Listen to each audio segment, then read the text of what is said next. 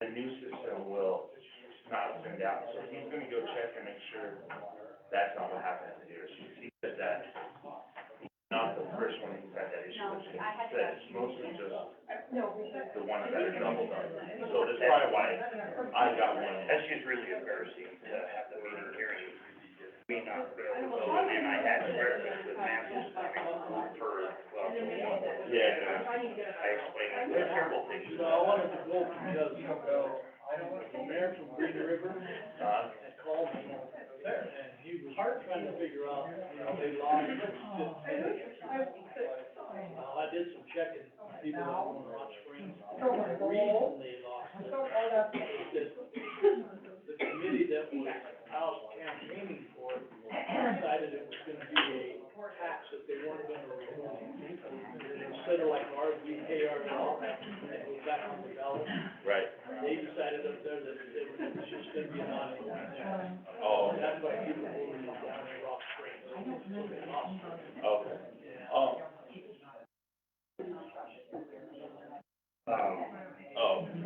They ask us every year, okay, thank you. whether we wanted to make it a permanent tax or not. And I said, if we can't justify it to the voters, and then vote yes, it's not wrong with us, so I wouldn't do it. That's one thing. Last time when they came before the law, somebody brought that up. Yeah, that would be disaster. The other thing they talked about. How are you? Okay. I'm worn out. Yeah.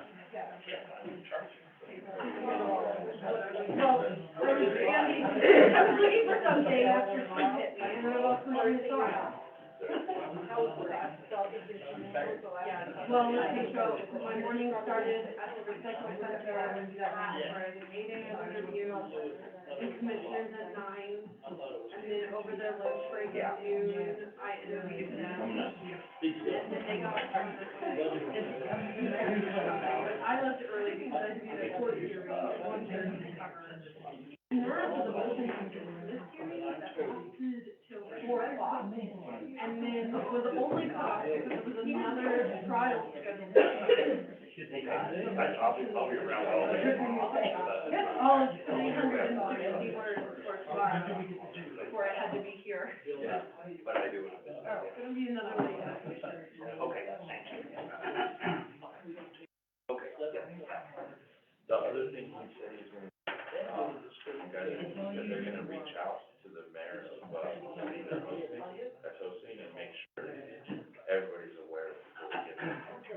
So they're gonna make a phone call from now on. Well, I mentioned that Matt, the president of the, yeah, we spent about 3 hours today and went over several things. I'll text them. Hi, Chris. But thank you, I appreciate that. Yeah. Oh, good. I hooked to the interview.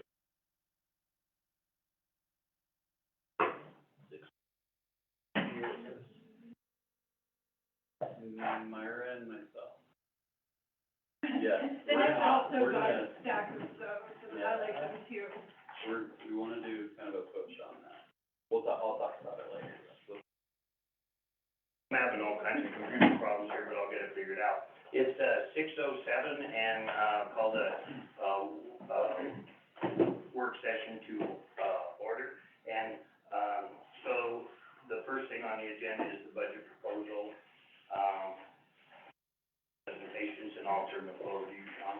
all right, thank you. Whoever needs to be.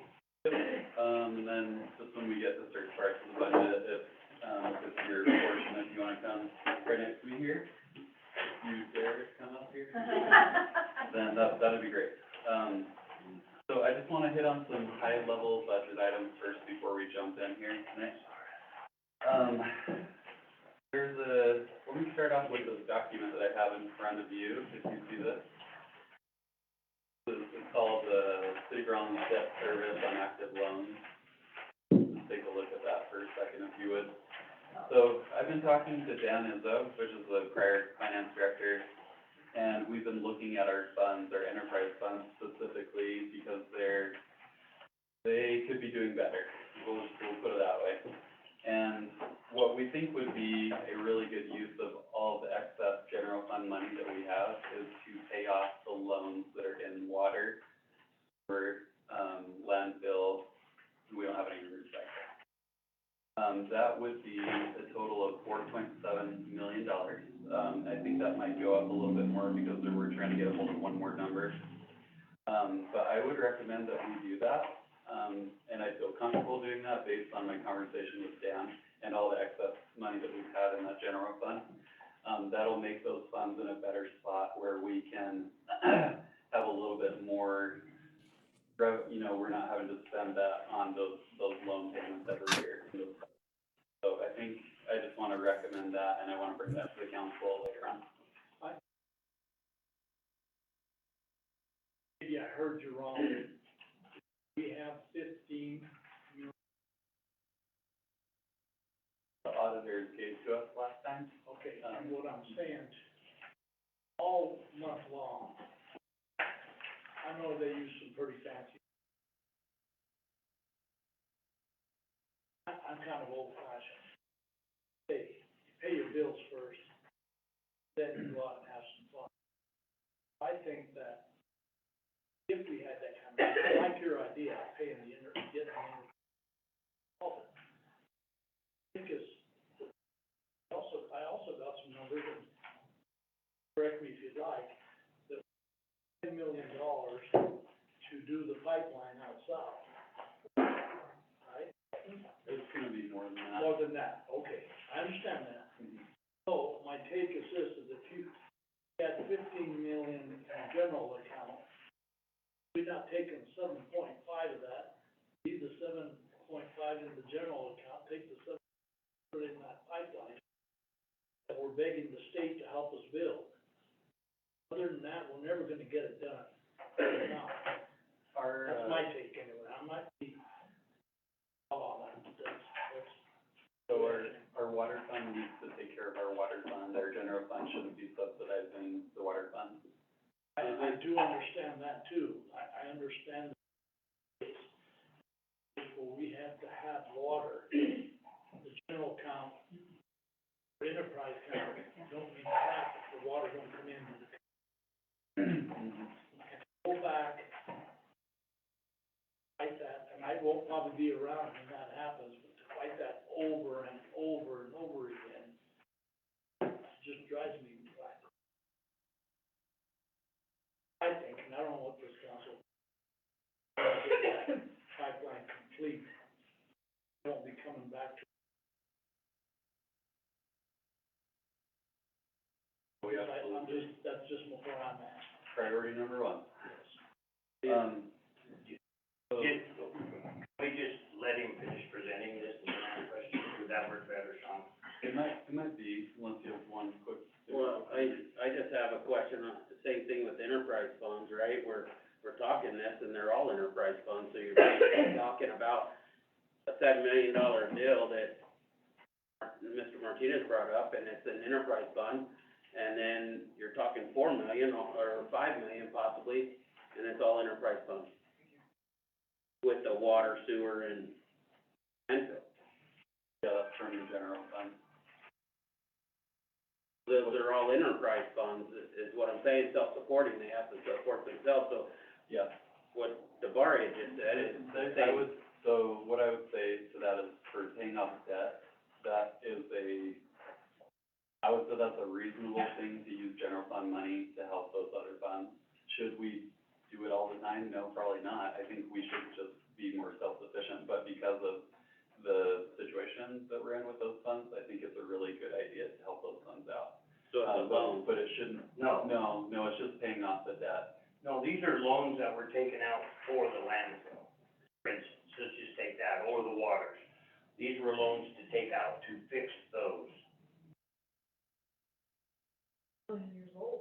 Right, so for us to continue to make these payments and interest on it and whatnot, while we have that money in the bank, I think we need to pay off these loans that we've borrowed against these items, and then we need to look at it as an enterprise fund, the same way that now they have to carry themselves. There was money borrowed against these funds already. And I understand that, they still have to pay that amount off for themselves due to being an enterprise fund, so it would be necessarily be a loan from the general fund to them. So the general fund, we can take general fund money and we can pay off loans in another, and it doesn't have to be paid back, pay off that debt. We can do that.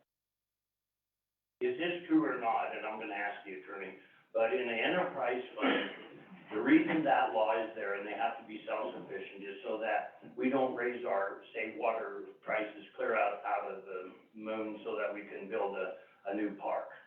It is more, but as far as us being able to take money out of our general fund to help our water system, that's legal. It's just that we cannot overcharge for the water services, pay for other things. That's what an enterprise fund's about, correct? That is correct. So as far, we can't go the other direction. Correct. See, and I agree with that, and I understand that. What I'm saying is that pay the enterprise funds off, that's fine and dandy. We're stuck with a $10 million project that the state of Wyoming hasn't even wanted to look at it yet. Hopefully, Working really hard on that right but now. I think it's gonna be pretty tough. At least, at best, they're gonna give us a little bit. My take is we have an opportunity to do the same thing. We could pay the enterprise fund up $5 million, a little more, and take the damn, a chunk of that money and put it in the pipeline. That money was part of the WIN money, is that correct? We didn't save all that, the general. Yeah, all that extra money that we have in the general fund is mostly from wind. Yeah. So, feel that it's really, really, really important to accomplish that. So when this council leaves, I served on the dam council that built the pipeline, Yeah, but Jabari, look at this paper in front of you there. I got it. The first one is, water tanks, a pretty good chunk of money.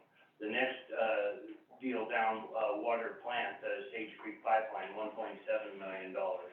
Below that is, the Rollins Pipeline, $691 million. Then you go down further and there's streets, but, sewer and utilities, and then the landfill, but a lot of this is water. Oh, no, I understand that. I understand. And what if you're you saying. get the water too I here, understand, I'm not arguing with that, let's do this. But if there's any damn money left over, sure. has come from the wind, it ought to go to that pipeline, because if we pay this, how do you figure we should get the money for that water line, that pipeline?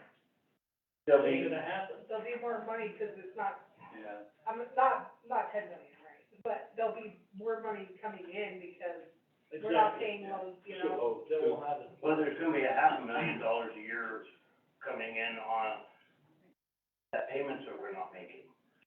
I wanna see a big chunk of that pipeline being paid, so that, Well, and it will, if in time that, now, I know they talked one time about having a bond issue, well, that was questionable whether we should or shouldn't. County wants to have one, that's gonna hurt us. I don't wanna be in that position. I'd like to be able to go, I know the questions the state asked me when I was the mayor, this is the first thing, and they asked this mayor the same thing. What are you doing for yourself before we give you any money?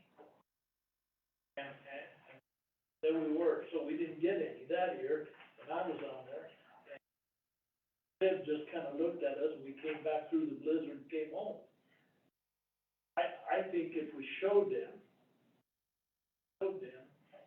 our local representatives to go down with us, get in that room and help us, I'll bet they would help us with it.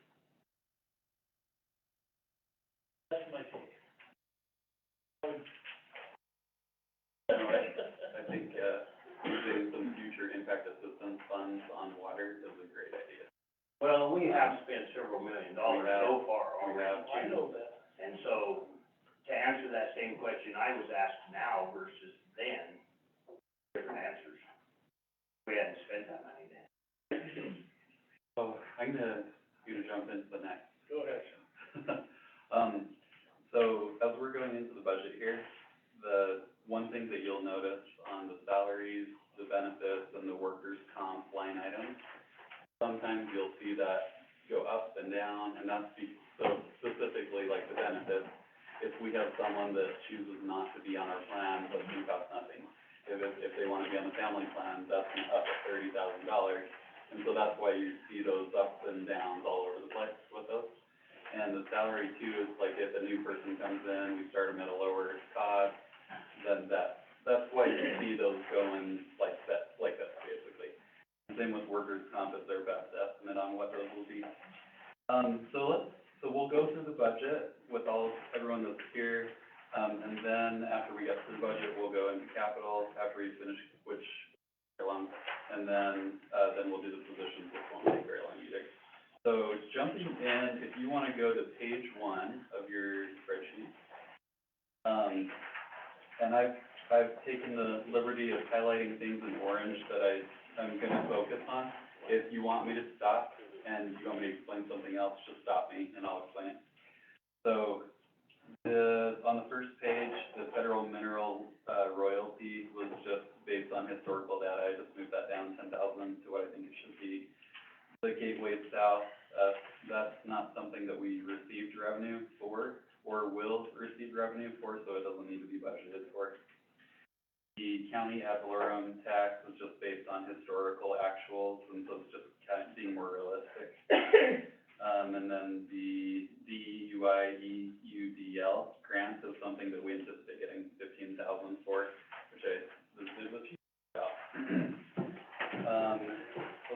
On page 2, I'm sorry, on page 1, I need to explain the yellow there. So, the sales tax is a huge, conversation there, or it's the most important revenue that we receive in the general fund, because it's such a big number. I think that these numbers I probably am gonna adjust them down a little bit from where they are right there, but in talking to Kara Choquette and their project and their timelines, they're gonna continue as they have been, like recently working on roads and infrastructure to be able to build the wind farm. And so I would anticipate that our revenue's gonna stay pretty good, pretty higher than normal years, and normal years is more like $2 million. So I think we're just super fortunate. As long as they keep going, it's gonna be huge for us. I talked to Dan Izzo today. The number that says transfer from reserve, or in other words, what do we have in reserve for the general fund? What he told me is that he always likes to keep $4 million and $100,000 in contingency in the general fund, and so that'll remain the same. We'll never ever go into that $4 million unless it's approved by council. We should never do it anyway, basically. That's what that is. Let's go to the next page.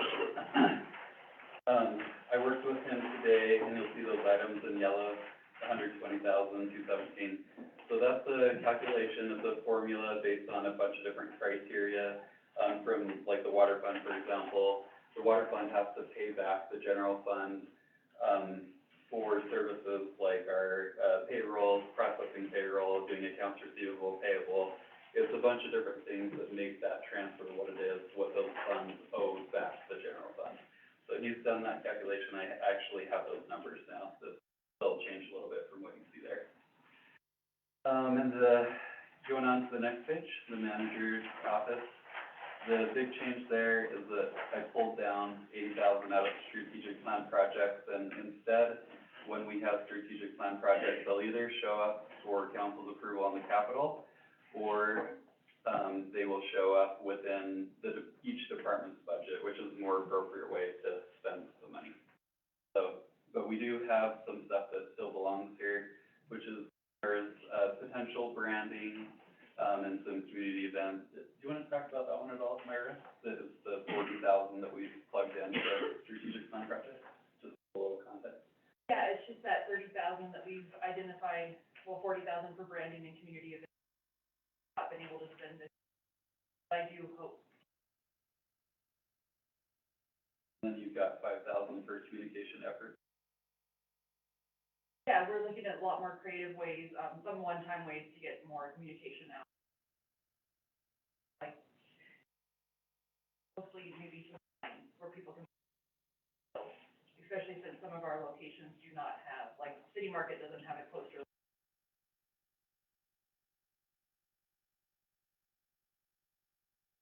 Alternative ways. Is there money allocated for a better, system in here so people can hear us and all that? So we've been talking with Josiah about that, and he has ordered a new computer. The computer that we have right now that makes it, what am I trying to say? Here, you explain. So we had thought that the issue might be with the actual microphones and such, but after lots of research by Josiah and myself, we discovered it's just a fluke with how that phone talks to the speakers and some gibbly poop and IT speak. But all we have to do is YouTube it out of the back room. All the sound is good to the back room. We buy a new computer and the quality will be just as good on YouTube as it is on the TV. The TV quality is great. So, Well, that makes some sense, but then I look at that on the wall there, and I just wonder how, awesome are we? Look at that. that's actually used for the judge, so. Well, whatever, but jump rope, you know, Yeah. all the things we do here, I'd like to see all that in a budget. Steve? That particular camera only works for the judge, and that's the only way that the judge can speak. We need to make him fix all that crap. Yeah, it is actually his equipment, that's what that's for. It's the only way they can communicate with the jail. They don't do that with the commissioners or anything like that, but that particular camera, that's the only way they can communicate. There just has to be a better way, I mean. It's gotta be cleaned up. Yeah. Yeah, I should have also clarified that we've had discussions about the look of it and getting that cleaned up, but that's not a, $100,000 project to. Just we invite people up here to get awards and stuff, and that them cords are, non-OSHA approved, and, What? No, there's just some things that need fixed, so I just hope you have that in the budget, because how we look and how we come across and how people can hear us, I get a lot of complaints about that, and that's worth money to fix. The hearing part is what hopefully we'll be able to fix with a lower cost option. Would be the best thing, I think, but we are gonna get a new cord. Yes. We could, if we just need to know specifically, like, you want something that's more right over here. Anthony and I've kind of talked a little bit about using that same infrastructure, because it's effective for what it needs first, but making it not look like a. Put it in a box. Yeah. So going down to the city attorney's budget, so it appears that this last year, things were coming out of the wrong account, the 2020, or 220 account. What that should be is $10,000 to be able to cover those needs. And then the consultant contract legal, this is a somewhat shot in the dark number, having $150,000 in there. We have ongoing litigation that we need outside assistance with. If we need to change it, we can change it later on. If we need more, it's just, one has better numbers, feel free to correct that one. Has there been a trend over years with that? It's so hard. Last year has Well, I know. really thrown a wrench in that, Yeah. so we're trying to do the best we can. Yeah, I kind of want to keep that up there a little bit for now, and then hopefully that will just continue. I'm sure a lot of that too has to do with, boards and commissions and that too, because that's consulted out, and that's not cheap Yeah. when they have meetings. That's true, that would be. And then the last item here is the, Nikki's number actually, and I confirmed with her that you'd like to do some digital training. This number looks okay. Yes, this number is basically, I prefer to do virtual options to save on travel, whenever I can. Obviously, there's still some things that I would prefer to travel to, but for the most part, if I can get the same bang for my buck, I'll sit at my desk and do it. Let's go to the next page. Josiah. So, wish you luck. So okay, so the first one that shows 301, actually, before I say that, this effort right here is the consolidation of IT into the department. This is what we've talked about, finally, we have it in here. The 301,000 proposed budget, this money is not new money. This is money we're already paying, it was just in different, spread out through different. Like for his salary and everything. No, this is software that we already have, and now it's just going into this account so we can track it. This is not like extra money coming out that we're asking it. So is it like So it would the have police decreased, department stuff? decreased police, and it came Okay. over here, yep. And then, same, the travel and training, he wanted to do just a little bit more there. I think we had him too low for what he's trying to do. He's trying to get some extra certification in IT, which will benefit us. So I would support that change. The software renewal is stuff that we're already paying for, so again, it's not new money, it's just a consolidation in this account. And then the one that requires more conversation would be this next one, that's, 87,510. This would be new software. So what we have, the work order license, that first one for 10,000, I actually talked with, Josiah today, and what he would actually like to change that to 45,000. It is a big number. What it does is it's a GIS system, so whenever it integrates with our current GIS system, so we could have employees, let's take this for example, one of our water employees, they can have a tablet with them, they go to a water leak, and then they record, here was a water leak, here's the history of the, the age of this infrastructure. This is a whole, like, asset management tracking system, and it makes it so visually we can start to make decisions based on data. Okay, we've had 8 leaks right in this area, we can see it. We need to be paying attention to this line in this area. It's really meant to enhance what we're doing. It could be used not for water, but it could be used for other departments too, like the code enforcement. It's just where they could go, they're ready to write a ticket, and we could set this up in their vehicle where, okay, this person's out of compliance, they set up the templates, they choose this template, it prints it out, and here you go. So instead of them running back and forth and updating their systems, There's all public works stuff. all asset management, it's, And it's pretty, 45 is what it would be. Is that a one-time thing or? That would be, annual. 45,000 annually? Mhm. Oh, That's a big one.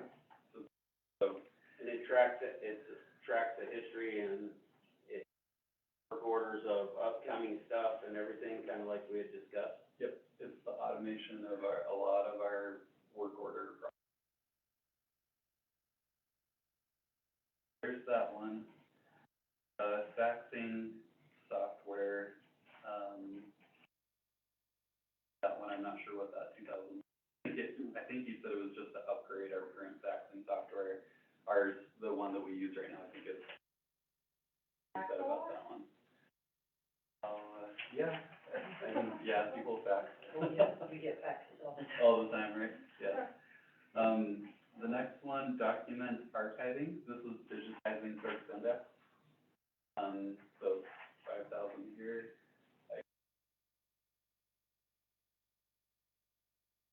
That's the ongoing maintenance. That's the ongoing, Maintenance, not the original, how much it's gonna be.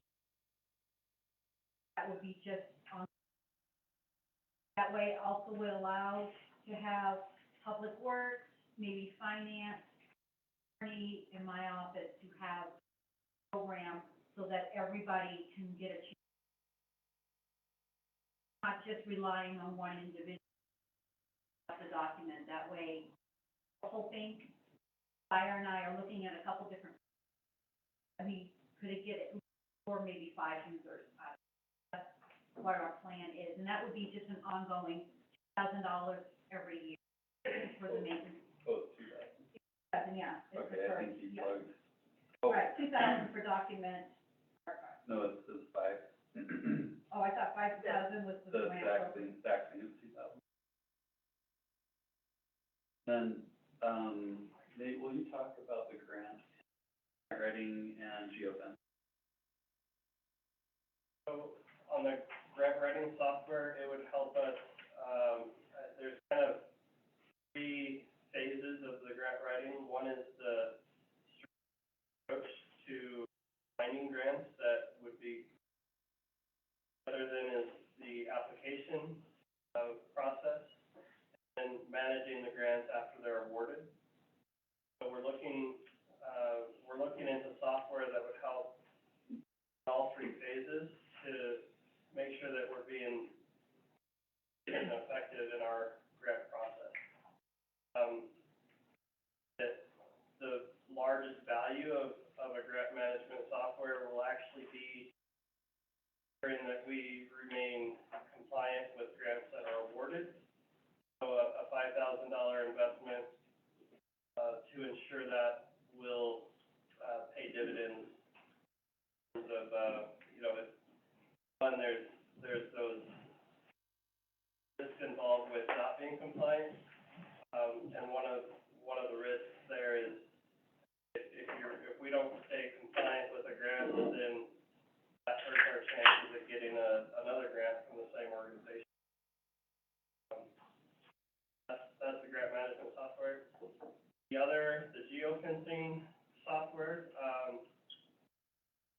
both software as a service that would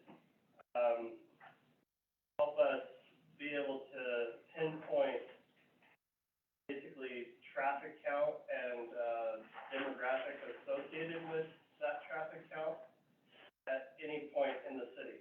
So we could use it for a business that's here and really zero down to identify the demographics of the consumers going to those businesses, and we can compare it to also other businesses that they, for example, a quick service restaurant in Rollins, Wyoming, we can see where the consumers of that quick service restaurant came from, where they went to, and over a period of time, we could see what their top 5, maybe like hotels that they went to. Another example could be. How does it collect this information? So, geofencing is based on smartphone data that's collected. When consumers use an app, then they allow tracking within that app. And when they use the phone, and allow the phone to track, that's how the data is collected. A great example is, like a map app, that in order to give you directions, it needs to know where you are. And I did, it is a concern, right, that, personal information is kept personal. Use of this software wouldn't give us, individual information, it would just give us, demographic information. Does that answer you, Mayor? And the other, Nate and I talked, and we've done this, we tested it. Yeah, that's what I was gonna say, Yeah. DDA tested this, correct? And Yeah. is the program still in effect, is So what my. we paid for just 3 months, almost $100. And this is a whole program that we would own for what, 5,000? No, this one's 12,000. Okay. So annually, or is that? Yep. And I can tell you the data we received, and I think I shared it with some of you guys, was amazing. I could tell the restaurants who was there at the busiest time. We knew no names, but, I mean, so to answer your question, Chris, yes, similar, just we would have it at our disposal anytime versus paying a service for 3 months for $2,400.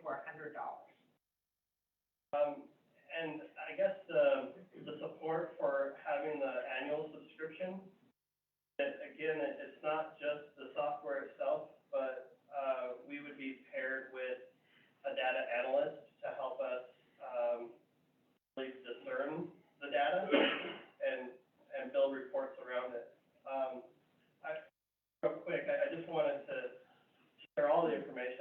another example, we host music in the park.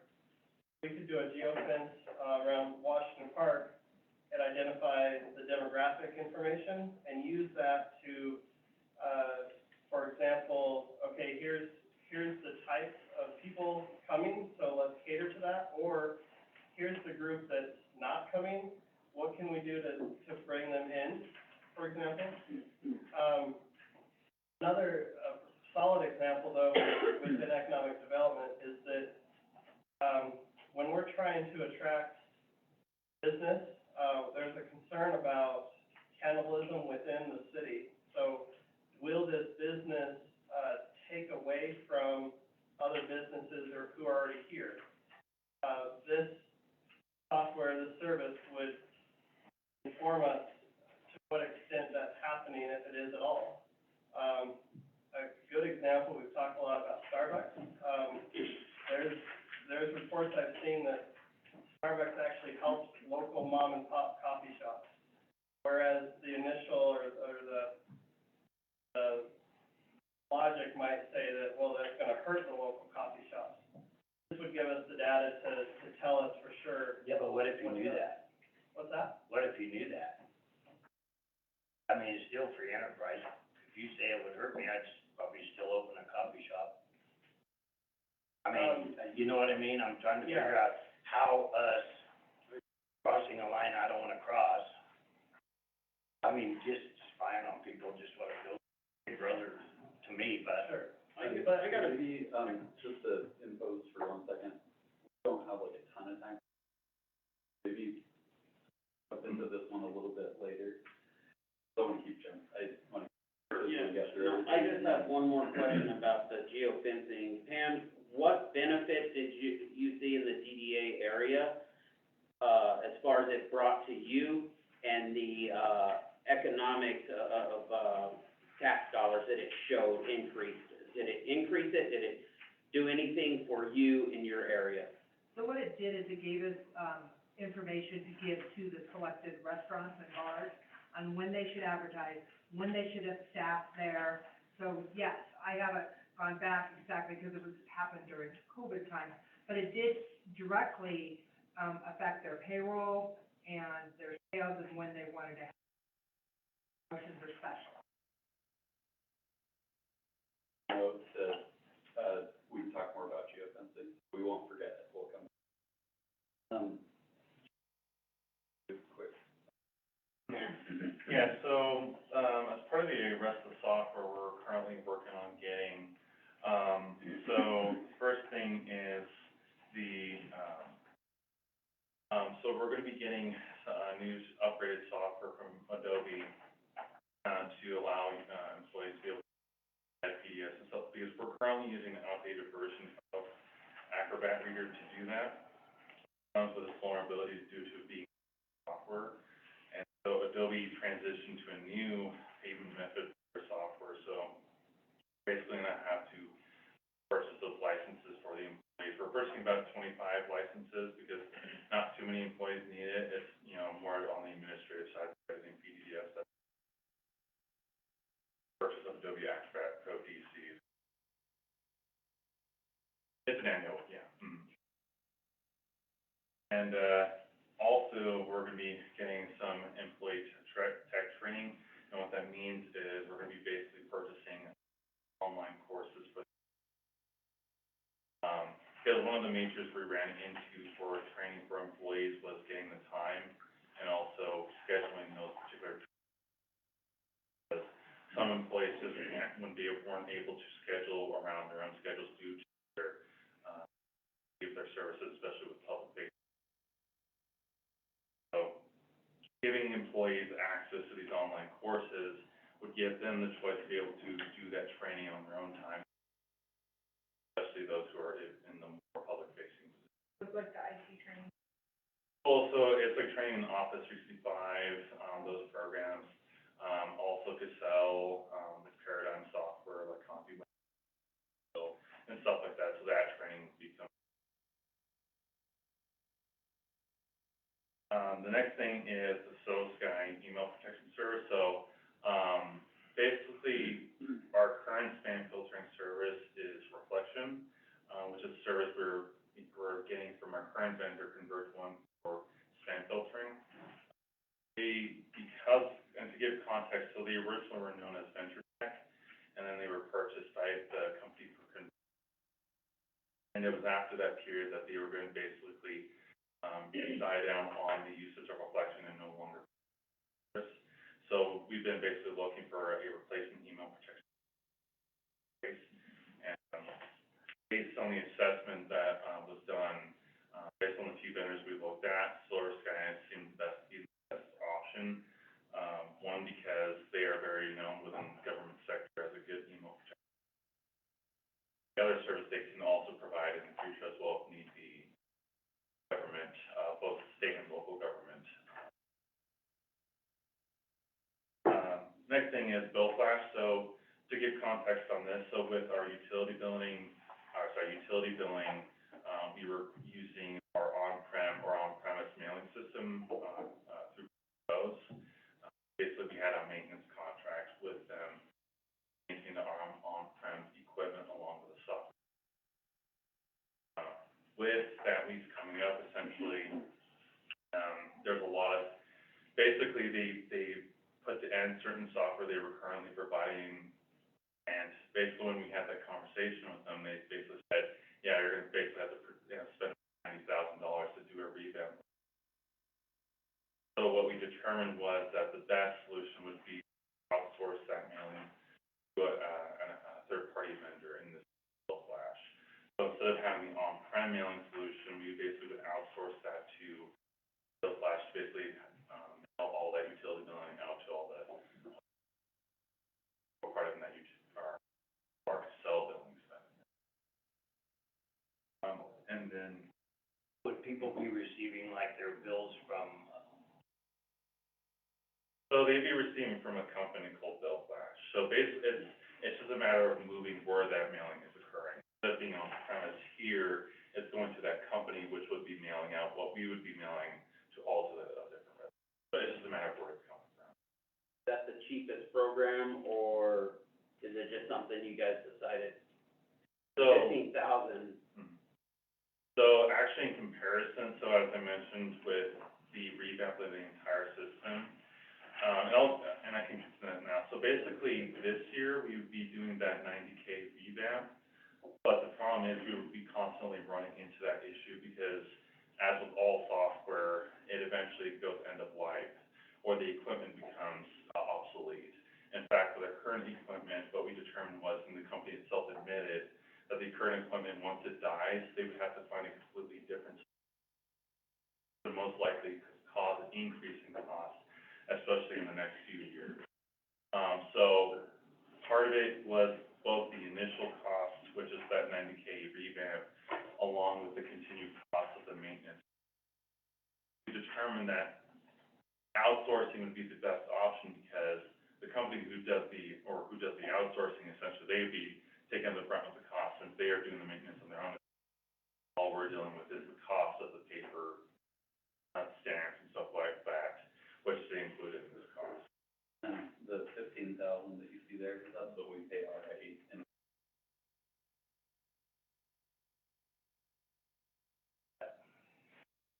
And so the next thing is the server network monitoring. So essentially before, which basically last year and the years prior, we were relying upon our vendor called Converge One to do these city server and network monitoring. Basically checking to see whether servers were up or if there's some,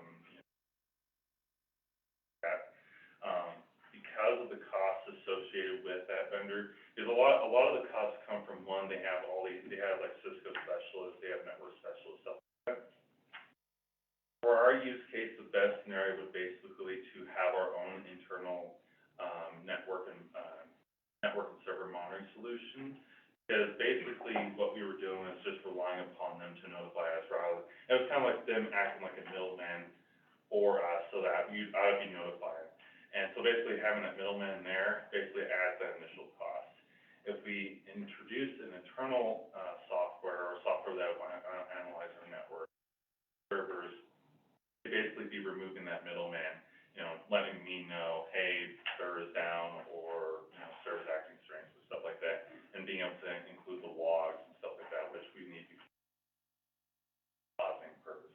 essentially it's just moving where that, monitoring is occurring, which reduces the cost. We're doing it ourselves rather than relying on other companies. Yeah, exactly. So it's like a no-brainer. And then, the remote assistance software, so this is basically for, your IT to basically just remote into different computers that, both save on time as well as, you know, being able to remote into someone else's computer rather than relying upon the gas in the vehicle to, which I know with all the rising cost gas itself, of being able to remote computers rather than, you know, physical location difference. And $300 a year, I think, is pretty, because like there's multiple remote services out there, TeamViewer, and those usually tend to cost way more than $300. So I think $300 is.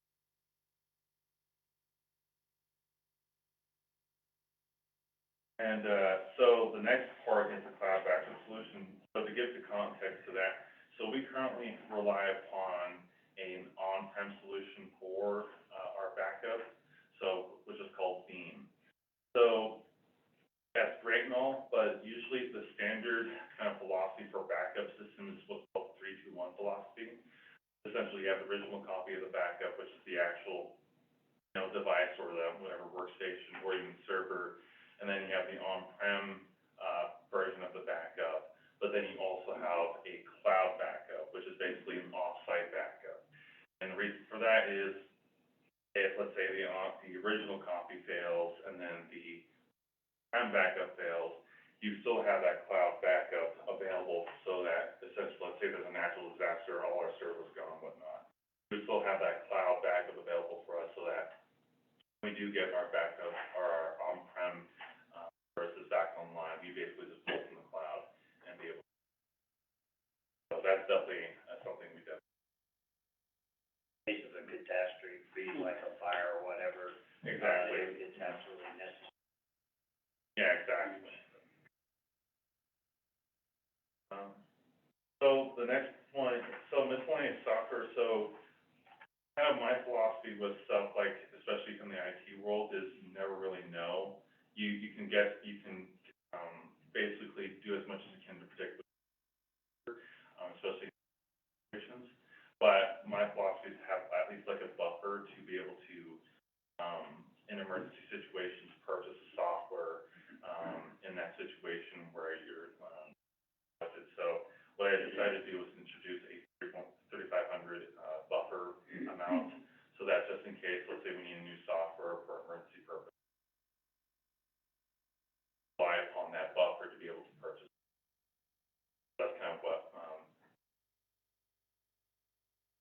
Then lastly, there's it's kind of a technical term, the VMware ethics licenses. So we currently rely upon what's called virtualization with our servers. So essentially, we have a physical server, and then we have a bunch of servers on that server. One thing I've noticed in the last year, and still we're having issues with the lack amount of space we have on our servers, and that's introduced problems such as servers shutting down, backup solutions failing due to the lack of space or insufficient servers. And so what we need to do is introduce our physical service to accommodate these projects. So what we're planning to do is basically purchase rack servers, rental rack servers essentially, and then along with that requirement is being able to licenses for the virtual operating systems, which 15,000 around the price of 2 or 3 licenses. So that's kind of how that ranges out. That's kind of what the license is for. So we're also going to be purchasing a what's called an AutoCAD software. So what AutoCAD is basically it's 3D modeling for the purpose of, in this case, for engineering purposes, where you're able to design an computer software, you know, let's say, or how something is going to look in the physical world. And this is definitely going to help with engineering purposes so that we can plan for projects, especially. Engineer doing it instead of. Doesn't he have drawing programs now? What? Doesn't our engineering department have drawing programs now? No, so we currently do not. We don't have any AutoCAD. On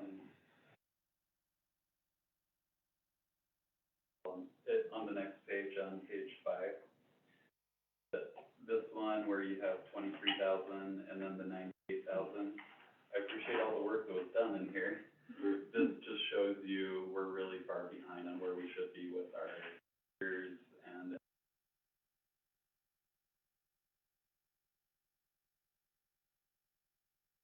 Can you show me, I know you said this is money that's already spent, but can you show me each department where it's taken out? And we will when we get to each department. Try to show this came from. some of the things I see is, to me, it should go in their budget and should be removed from their budget. Even if it is a IT program, I get it. Spillman is the police budget, right? And I believe that should come out of their budget. That's just me, going that way. There's some of this stuff, Public Works in here, the SCADA system, stuff like that out of the water department. Some of that stuff needs to show that they're paying for it themselves. And so we can budget properly for them departments, I believe. That's why we do some of those transfers, is to pay for, you know how we do transfers from like water, for example, over to general fund, and they have to pay for our accounting stuff. Doing payroll and those different things, still account for it that way. But I think it is helpful to see it all in one spot, so we're tracking everything, and we know when it's all over the place, it's a little bit harder to keep track. He's managing all of it. It makes sense to be, that's how the county does it. Most budgets that I've done, Well, and one thing I'd like to mention is one of the issues we ran into, especially, the different IT stuff was in there, is being able to track, okay, what software do we have, what software, belongs to which department, and that's kind of been the major role running, both last year and onward. And being able to consolidate that will definitely reduce the complexity involved with that, because we're no longer tracking it in multiple departments, we're consolidating into one particular budget, so we can both have an understanding of what the total, kind of technological budget we're dealing with, being at least in, consolidate that.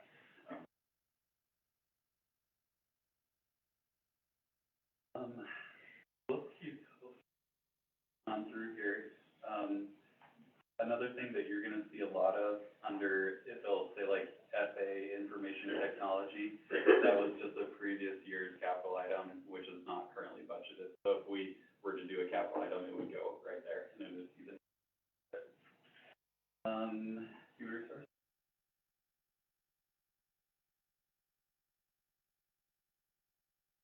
Yeah, sure. Mine's pretty easy. So the things that are highlighted in HR, first thing you'll see is the $3,000, we've seen an increase in our, payments and random medical screenings for that. This does not include the training and that actually comes up. I know we talked about that. The next one is tuition reimbursement. We did, bump that up a little bit. We're not sure, this is one I'm just really not sure who's going to come through wanting tuition reimbursement. Throughout the year, I have a few employees that are doing that currently. Some have, completed their degrees, and so but I don't know who's gonna come new. And so I kind of just budgeted for 5 individuals at the IRS maximum. So that's kind of a shot in the dark. Is that on a grade? Or is it just straight across? They have to meet a certain grade in order to be reimbursed. It is a reimbursement, it's not a payment of. They actually have to prove that they got those grades prior to us reimbursing. They completed the classes. So in that program, is it job-based too? So it's something to deal with their job, right? Yes, from the get-go, it has to be approved by Sean and their department head that it will benefit us in their position. Okay. That makes sense? Yeah, no, 100%, no. Absolutely. The next one, you'll see a big increase, that's our Christmas summer barbecue. We took, this also includes compliance pay, which is, that bonus pay that we paid out we had last year, that council approved. Council would have to approve that before we spread that out, when that time comes around. But according to law, we have to have it budgeted upfront. If council wants to do that in the future. That's what that's in there for. The next one is this 8,000 decrease. We currently, with our new, recruitment software, we don't post in the new.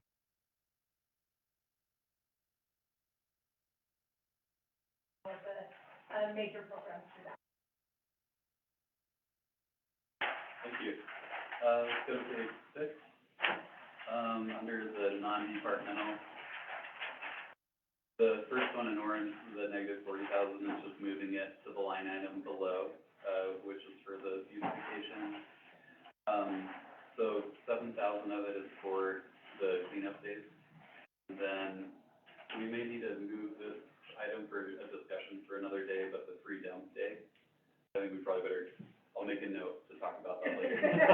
That's okay. Let's not talk about it now. I won't jump into that. And then we have 24,000 to continue the city view that's gone out to everyone. Really valuable. Chris, this is one of the examples that you're asking about where the Pitney Bowes that we were paying, 12,000 out of this item is going over to the IT budget. And the 10,000 was just based on actuals that I saw on prior years, so this is,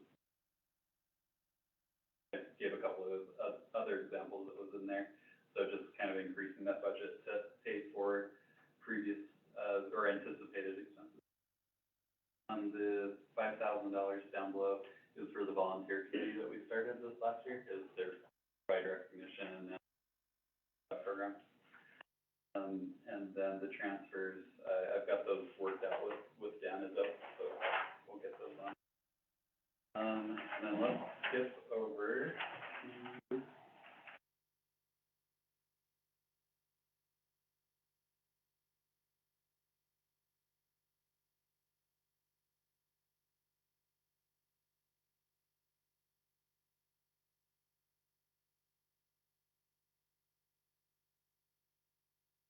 let's go to page,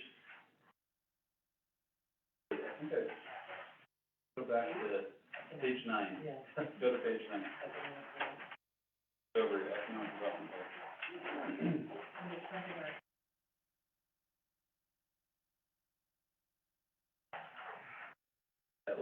Let's do page 9 here on, economic development for a second. So, just addressing the two biggest changes. First of all, it's important to note that, really the current year budget numbers were a best guess without having the department in place. So, just looking at the conferences and trainings that will be available, that $9,500 number is a lot more reasonable in line with being able to, get the information and training that I can bring back to the city to help with our efforts. Page we on, sorry. Page 9. Work the orange one down. And then the, again, the office supply category was, originally just a guess. And, this figure, being able to hold events, meetings, activities. And if we get to page 12, and this is actually a question I have for council. We did the ancillary and the nonprofit agencies, and what I did in here is I just, whatever amount they were requesting at their presentations, I just stuck in here. So if we need to modify any of those, I just need to know. I'd like to hold off on that. I'd like to hold off on it so that, wait till the county does their budget, and then we'll try to what they give these nonprofits. That makes sense? Usually we're the ones that come up first, and then the county comes in and they're less than what we give them. Or they don't even budget, give them any. Gotta reverse it and let them do their thing with nonprofits. Things about that, number one, they won't give them anything. A lot of them, they don't, and number two, our budget has to be done before theirs, so it's a timing issue.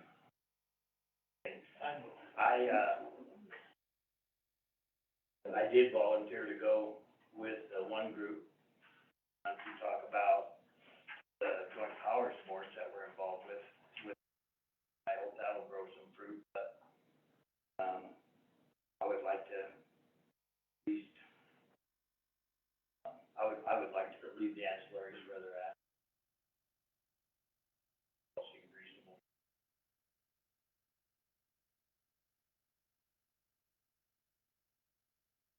I don't have, I had up here. I don't have my packet with me for that, but I had some stuff in there. Out a little bit. At it in some of it. I was just going on.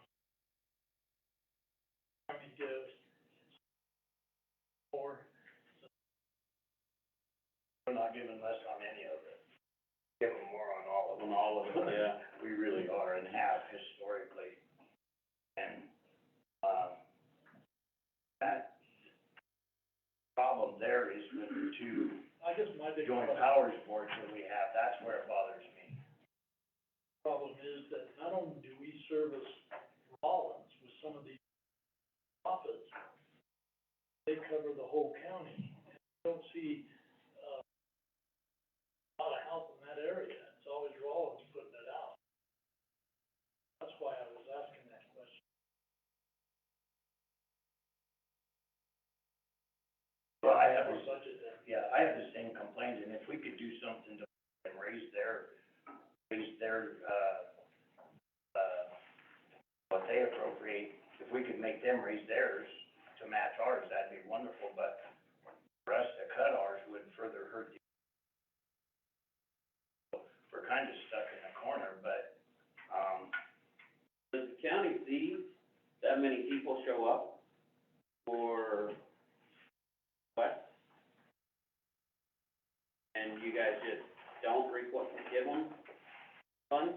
I'm asking the commissioner, I mean, he's right here.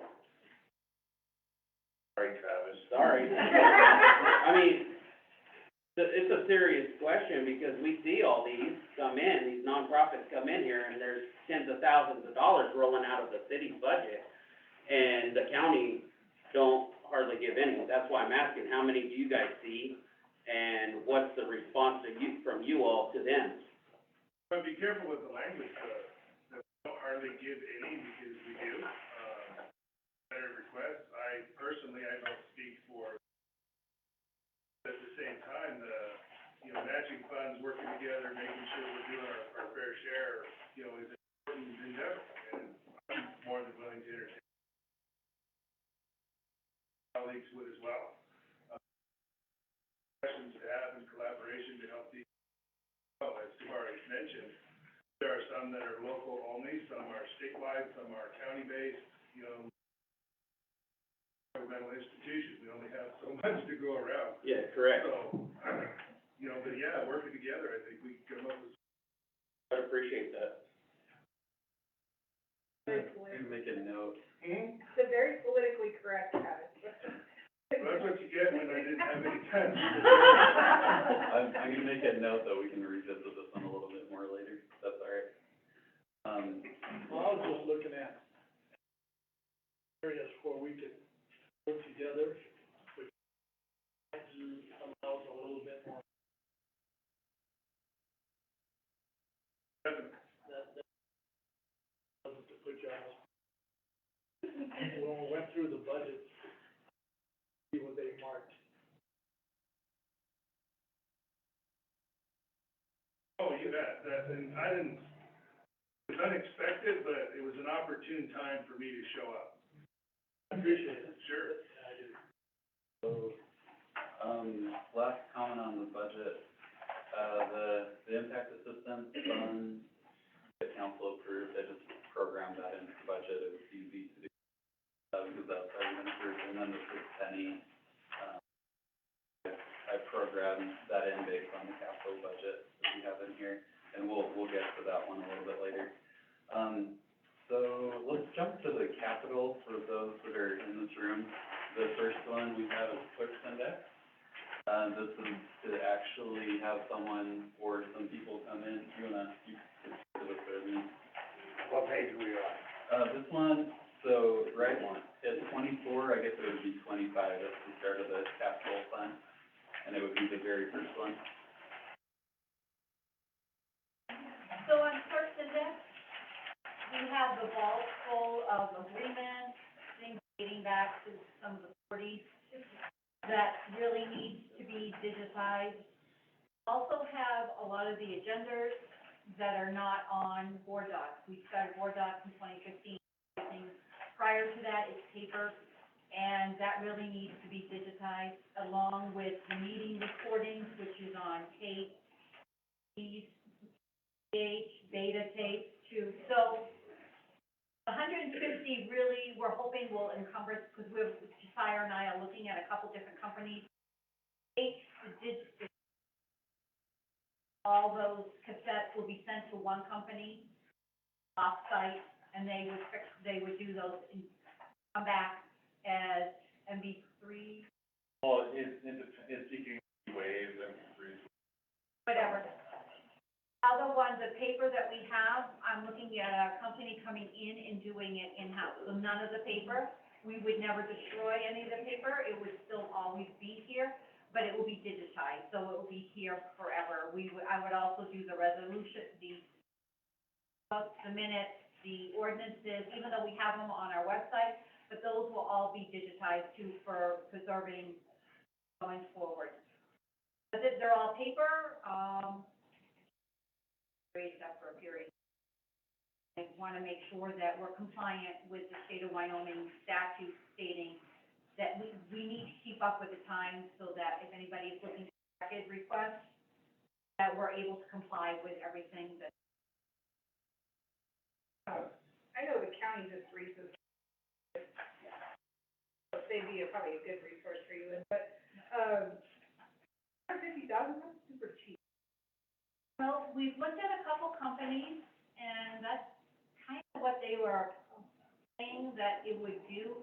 They would store it on the cloud for us, and then that included our maintenance to be on the cloud, so that we're not using any of our server, because like Josiah spoke a couple moments ago, we have very little space left on our server, so it would be in the cloud going forward. Well, the county did that, and it took years, because they were doing that when I was there. Doing it. Yeah, I think some of them, they're doing it manually themselves. I know I took one of these. No, they paid somebody to come in. Did they? Yeah, they paid somebody to come in and do a lot of them. And so I don't know about this price, but they can't do them all in 1 year anyway, number one. And, but it does need to be done.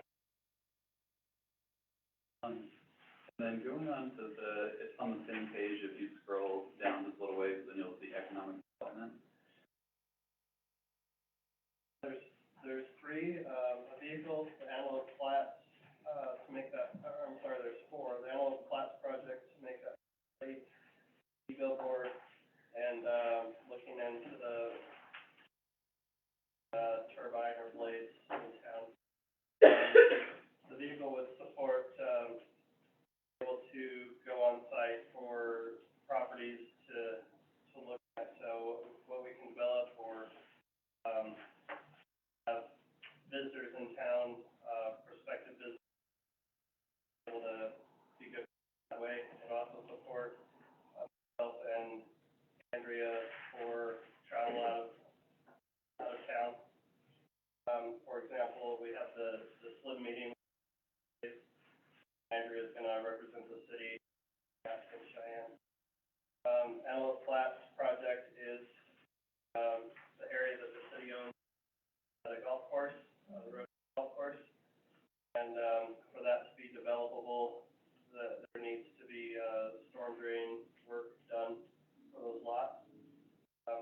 then that would make it, that land, talk about sounds about right, Something like that. around 10, I would say. Talked about the e-billboard, as a potential opportunity, which, would communicate to our, residents, but also to traffic on the interstate. And it, also has the opportunity to leave space on that billboard, so, that way. And then the, wind turbines or blades in town as,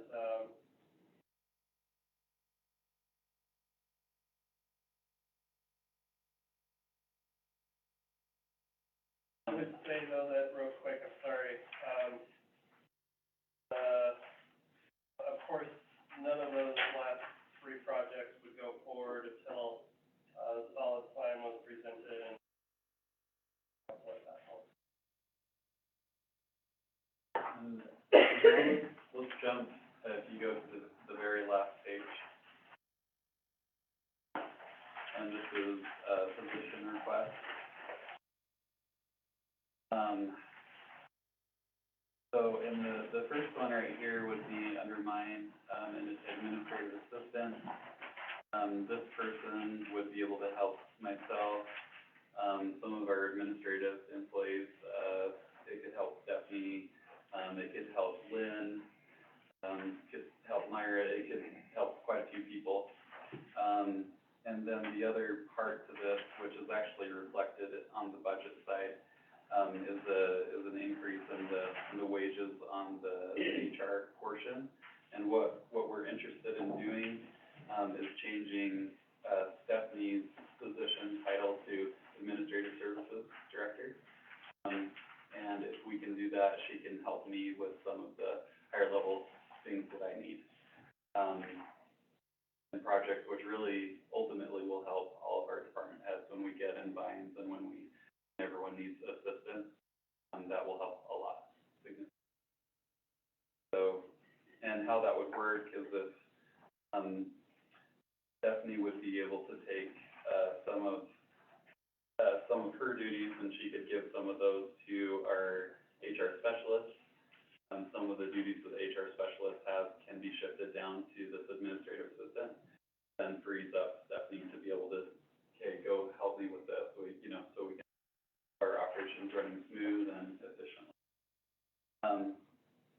Next one is IT specialist. A little confused, you know, I guess, what's the difference between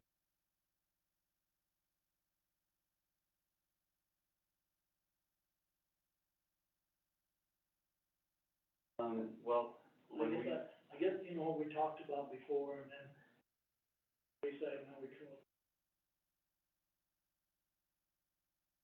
similar, yep, it is similar. I think the concern that I had been given before is that the assistant city manager, but wouldn't give maybe as much assistance as I would. This would probably be a little bit less, but it would still work. So are these salaries, just salaries, or are they salaries plus with benefits? Yeah. Another one, when's the next one? An IT specialist, as you can see, just looking at Josiah's, what he's trying to do with all the software, with, you know, upgrading all of our computers and everything that we have. It'd be very beneficial to have another person there to help him. And secondly, if he were to be run over by a bus, that would be very concerning to me right now. There's just a lot of knowledge there, and I think that really elevate ourselves there. Then we have the code enforcement officer that I know the council's interested in unfreezing.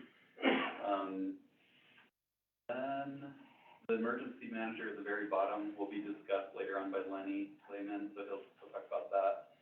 I think that's it for the positions with this group. So we have 10 minutes And the one thing we didn't talk about was DDA. Let me go ahead and just jump into this real quick. Maybe this might be something that we're gonna have to visit further on later, because it's just that much time. Or should we just plan to do this maybe at the next meeting? So if everyone can have a little break. We need a break, number one. Number two, I think it's gonna take a while. Tack it on tomorrow or Thursday. I don't, either one. Probably good. Is that okay for DDA?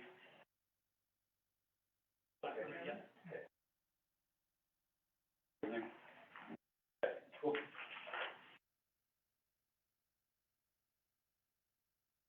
Right, that it? Yep. All right. Take a break for 11 minutes.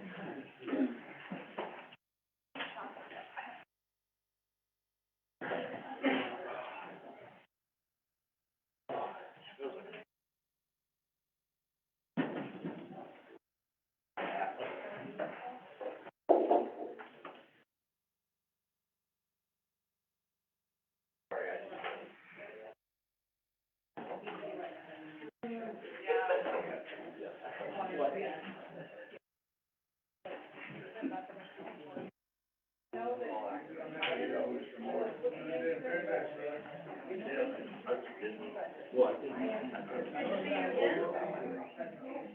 It's in the. It does so much. They're moving that over. But I'll verify that. I'll ask about that, yeah, no, that's a good question. Yeah. I'll let you know. Yeah, it's, well, the one thing I think is like, it's so like, for so like, so yeah, they're like. I did ask him. Training on NTP.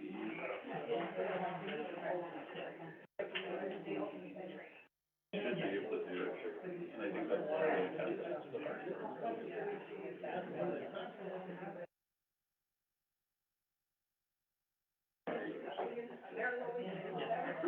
They're really good. They get that for the food. Actually, automatic, and he does that.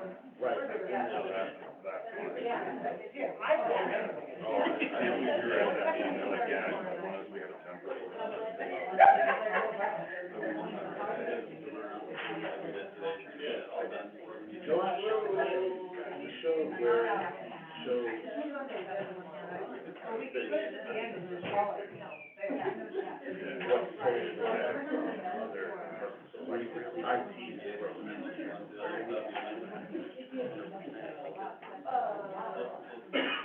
No, I think this is for the future, right?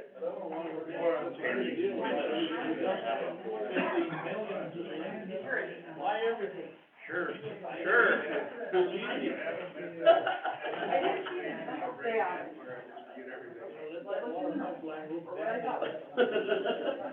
don't think there's anything wrong with the main section, right, besides valves, which is what we got budgeted. But they still said it's 20 persons. That's why I moved $1 million. I think that's to replace it, right? So what we're gonna do, Band-Aid it, give these things all this crap they want, I'll give that money away. That's not the way to. But I don't think, I think with what they have, it gets it in a really good position, not in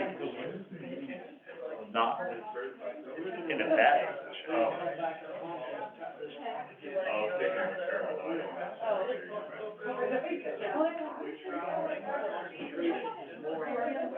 Yeah, well, yeah. Yeah. I had to get some stuff done. Well. We got more stuff. Something with that. Somewhere. We're doing more of that. That's why I. When I talked to Anthony about it, he got that true off, the one I knew he was, he started to go down. We're hiring more. Right. Well, and that's probably why we're where we're at with everything, because we didn't have enough people to do the job. Right, because we need it. Do we need more? I think so. Yeah, we gotta have about 10 more people. They'll be big enough to haul. I think that's what we're aiming for. Isn't that what we're aiming for, is about 10 more?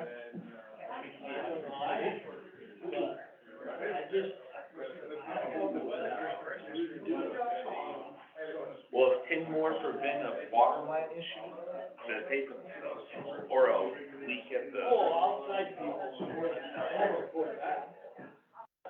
Guy that was in the trench, fixing that line, well, you bet. I support that. I support getting their wages up to $32,000 a year, all of them. That would be a gain.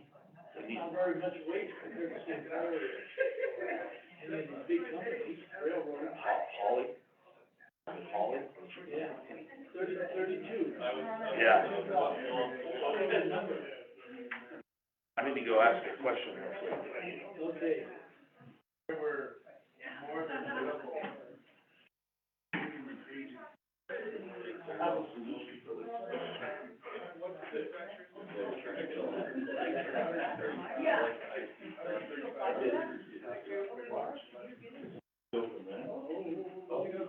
Come turn it on. Hey, you go over there by the house, that's where maybe there, yell at them.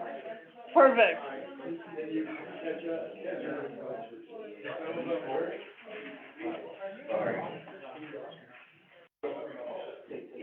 Oh.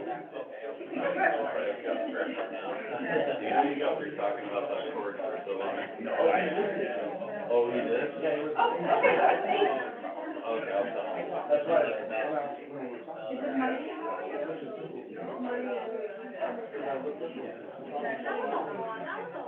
I've been trying to get that court locally.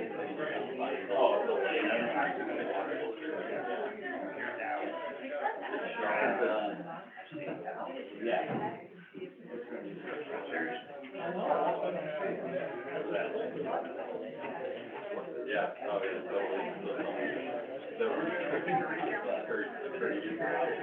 I know, all of them.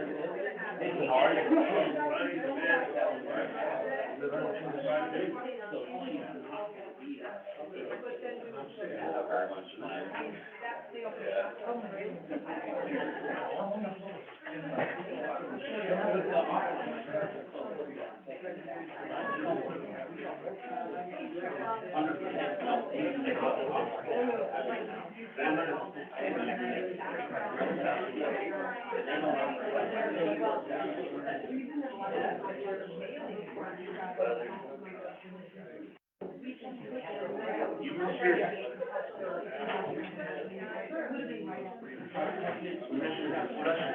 What's that?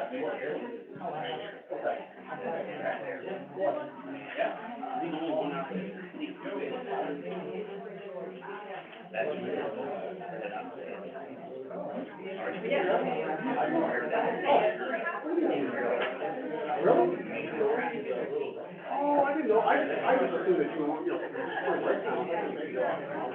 I would have been there. Oh, yeah.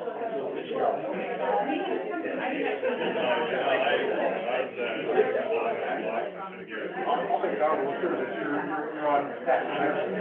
Yeah, we have a good time. You know we want to have you there. I know. Oh, yeah, it's,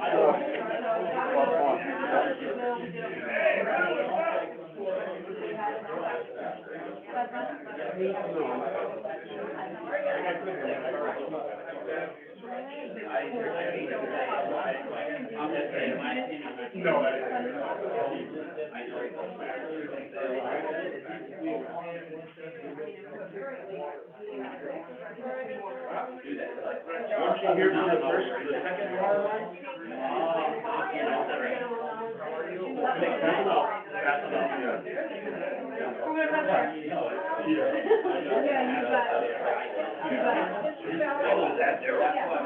right, we're gonna hear when they built the main one, the new one? Yeah, no, I not. What was I here?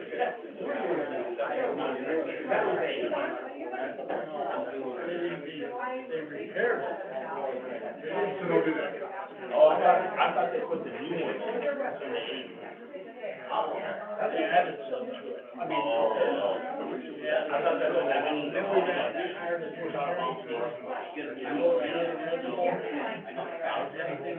my dad told me that he was home, he died already. And fishing, that reservoir ain't gonna hold the water. Yeah. Why not? Digging down. When you build that reservoir up above the water, that we used, and they built it from the ground up. Yeah,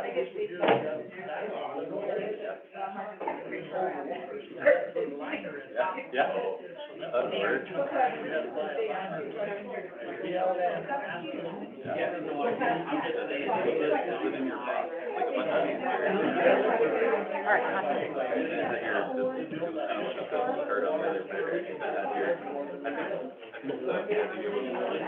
I'm not mistaken. Yeah, trying to make it useful. I gave up my first one yesterday. Oh, did you? Oh, nice.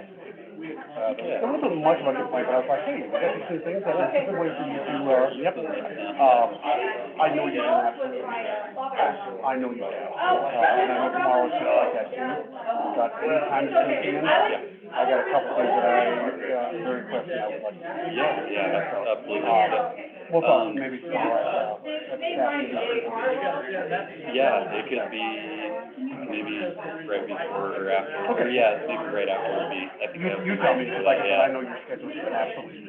Yeah, let's visit right I've after been down the, the street a couple times, you know, it's not been open one time. And I'm like, I almost just wanted to knock you, do you need to be saved, or? yeah, how about right after that? Sure. From, did you get some? And you got business card on the other side? He was my only mix-up, he agreed not to take his quarter meeting. You looking for? I kept calling. I'm sorry. Did you get some of these? Did you get some of these? It's been dry or mid.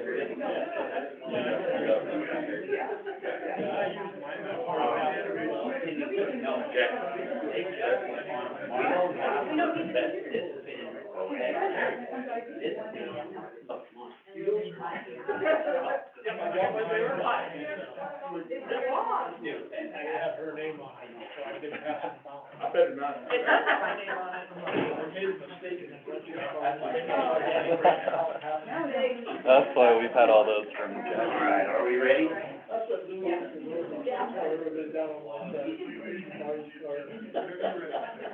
All right, it's 7:32, I will call this meeting to order, and on the first thing on the agenda is please join me for the pledge of allegiance. Pledge allegiance to the flag of the United States of America and to the republic for which it stands, one nation, under God, indivisible, with liberty and justice for all. Thank you. Next thing is roll call, please. Mayor Terry Whitcomb, Here. Vice Mayor Jacqueline Wells. Here. Councilmember Aaron Durst, Here. Councilmember Darrell Gardner. Here. Councilmember Jabari Martinez, There. Councilmember Linda Smith, Councilmember Chris Weisenberg, Here. Thank you. Next thing on the agenda is to approve the agenda. Vice Mayor Wells. I move to approve the April 5th, 2002 city council agenda with the removal of item 4C and 9I, as it is no longer an issue. There's been a motion made and seconded to approve the agenda, as presented with, exception of removing item 4C and item 9I as they are no longer relevant. Is there any further discussion? Please open online voting. Online voting is open.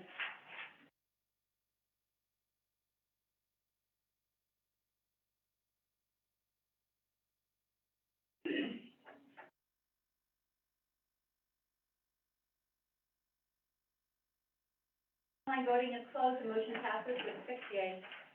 Thank you. Next thing on our agenda is the approval of the minutes of the March 8th meeting. Vice Mayor Wells. I move to approve the special city council meeting minutes of March 8th, 2020, as presented. For a second. I give it to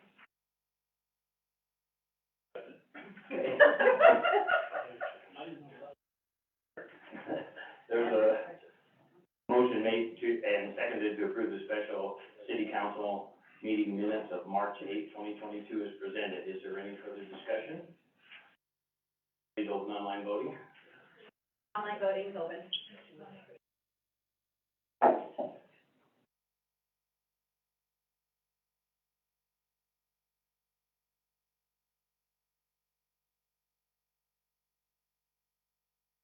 Online voting is closed, the motion passes with 5 yeas and 1 abstain. The 1 abstain was Councilmember Weisenberg. Next thing on our agenda is to approve the minutes of the March 10th meeting. Councilman Martinez. Motion to approve the minutes of March 10th as presented.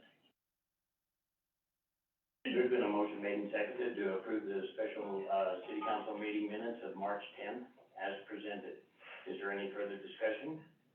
Hearing none, please open online voting. Online voting is open.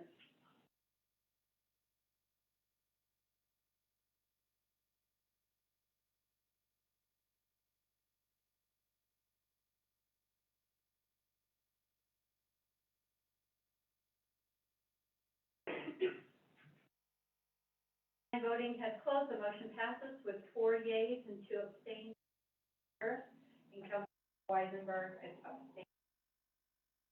Okay, thank you. Next thing on our agenda is to approve the minutes of the March 15th meeting. Hear a motion. Vice Mayor Wells. I move to approve the city council regular meeting minutes of March 15th, 2022, as presented. Second. There's been a motion made and seconded to approve the city council regular, meeting minutes of March 15th, 2022 as presented. Is there any discussion? Please open online voting. Online voting is open.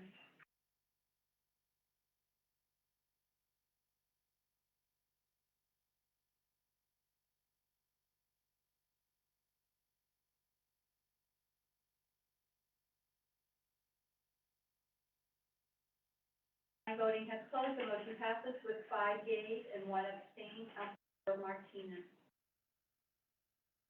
Next thing on our agenda is to approve the minutes of the March 22nd meeting. Vice Mayor Wells. I move to approve the special city council meeting minutes of March 22nd, 2022, as presented.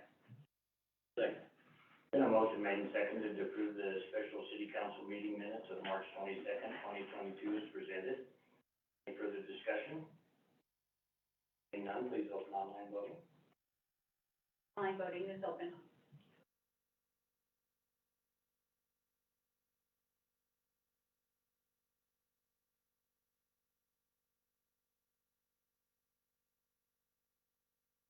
Online voting is closed, the motion passes with 6 yeas. Thank you. The next thing on our agenda is I will open up a public meeting. It's a resolution repealing the resolution 10/2020, authorizing the amendment to the fiscal year 2020-2021 budget. Geez. Is there anybody that would like to speak during that public hearing? Seeing none, I will close that public hearing. The next thing on the agenda is I will open a public hearing with, it's a resolution to authorize the amendment of the 2021 budget for correction, reappropriation of expenditures. Is there anybody that would like to speak to that at this moment? Seeing none, I will close that public hearing.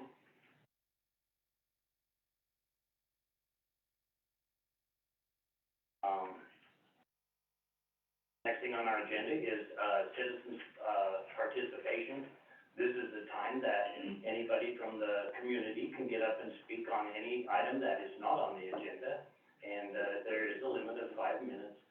And, anybody that would like to speak at this time? Seeing nobody, I will move to the next thing on our agenda, a proclamation.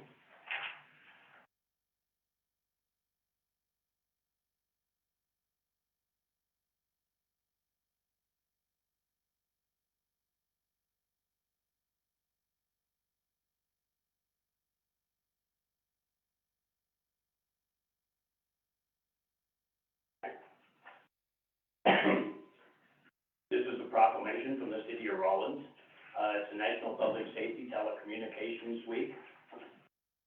Whereas emergencies can occur at any time that require police, fire, or emergency medical services, and whereas, when an emergency occurs, the prompt response of police officers, firefighters, and paramedics is critical to the protection of life and preservation of property, and whereas the safety of our police officers and firefighters is dependent upon the quality and accuracy of information obtained from citizens who telephone the Rawlins Police or Fire Communications Center, and whereas public safety communications are the first and most critical contact our citizens have with emergency services, and whereas public safety communications are the single vital link for our police officers and firefighters by monitoring their activities by radio, providing them with information and ensuring their safety. And whereas public safety communicators of the Rawlins Police Department have contributed substantially to the apprehension of criminals, suppression of fires, and treatment of patients. And whereas each dispatcher has exhibited compassion, understanding, and professionalism during the performance of their job in the past year. Now therefore, I, Terry L. Wycombe, Mayor of the City of Rawlins, Wyoming, do proclaim this week of April 10th through the 16th, 2020, as National Public Safety Communicators Week in the City of Rawlins, Wyoming, in honor of the men and women whose diligence and professionalism keep our city and citizens safe.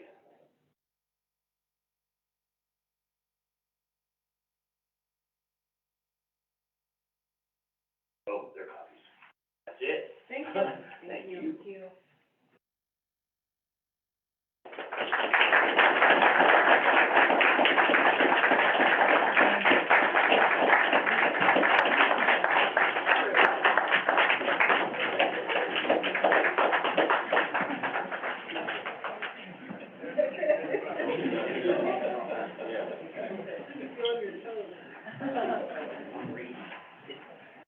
All right, the next thing on our agenda is another proclamation.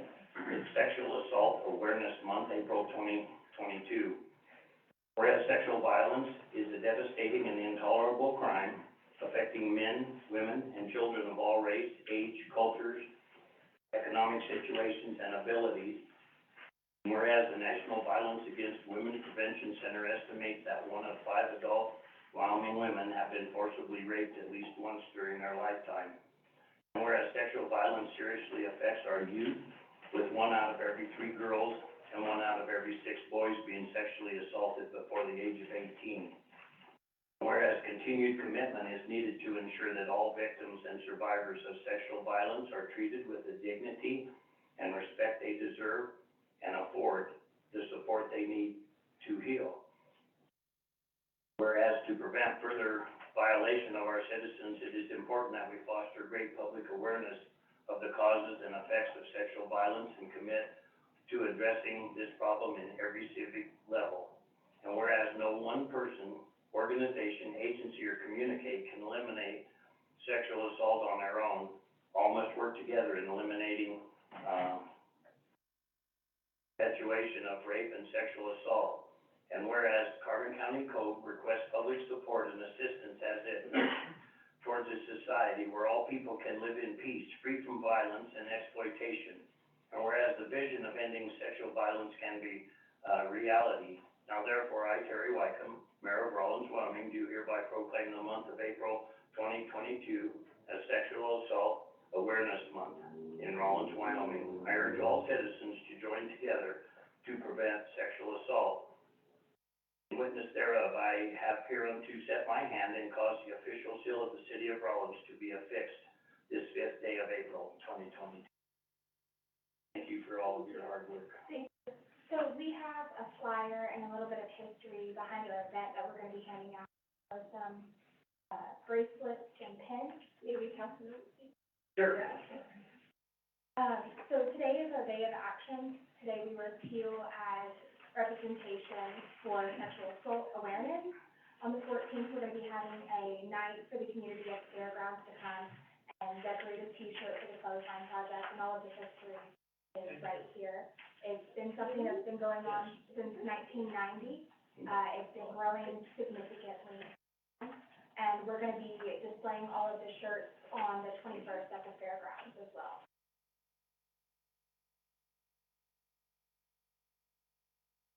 Very much. Appreciate all your hard work.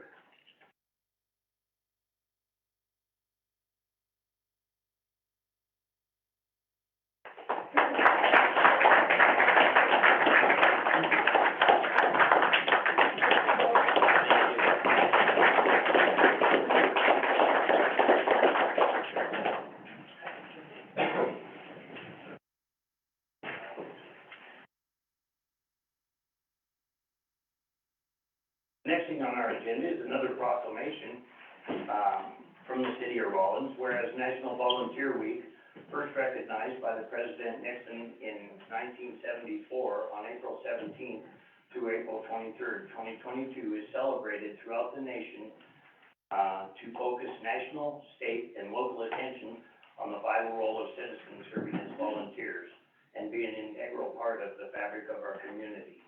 Whereas the city of Rawlins and Rawlins DDA Main Street with our community are blessed with over 500 active volunteers, logging thousands of hours every year. And whereas these volunteers dedicated their time to improve the heart of our community by participating in beautification, youth programs, boards and commissions, and our police and fire departments. And whereas the voluntary sector is increasingly recognized as the third partner with government and business in building strong communities. Whereas the city of Rawlins wishes to recognize these men, women, young adults, and children who have given their time and talents to our community through our many city departments. And therefore, I, Terry Wycombe, Mayor of City of Rawlins, Wyoming, do hereby proclaim the week of April 17th through 23rd, 2022 as National Volunteer Week. Thank you.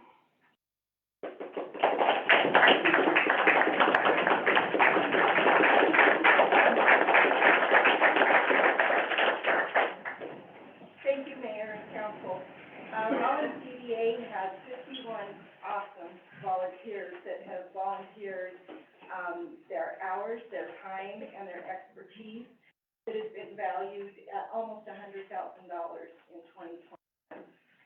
So we are going to be honoring our volunteers on April 20th at the Rawlins Music Academy, and we would like for you to join us.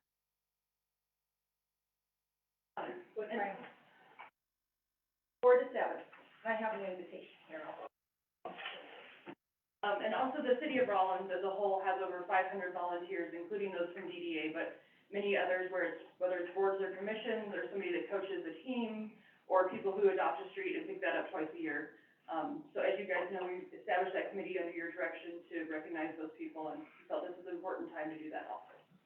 I will tell you, without what the volunteers do in our community, we wouldn't live in a very nice place. Volunteers do, contribute amazing things to our community, and so anybody that is a volunteer or has volunteered, thank you very much.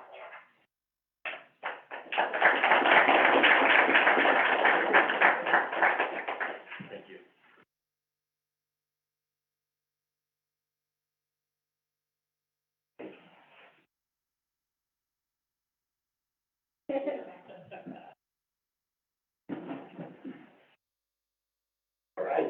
on our agenda, is, right on time. It was like a presentation for the Community Builder Award for April 2022.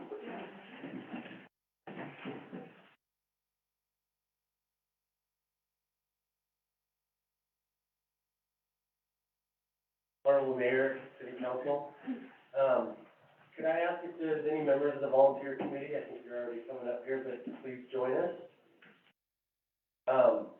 This is an exciting time for us to be here this evening, to present the Community Builder Award, which is a monthly award the city presents to local individuals, businesses, and organizations for their volunteer service, sponsorship, promotion of programs and events, outstanding service in the interest of the city, and for other contributions significant to all quality of life.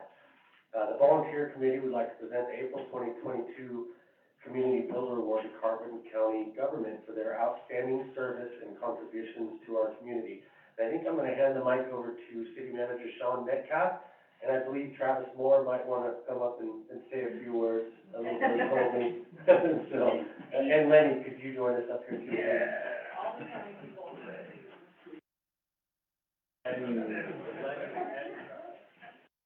You can make it up. You're good. No, you're good. Oh, man. I'm super grateful to the county for all of their help that they provided to us through the water crisis. It would have been a different outcome if we didn't have them.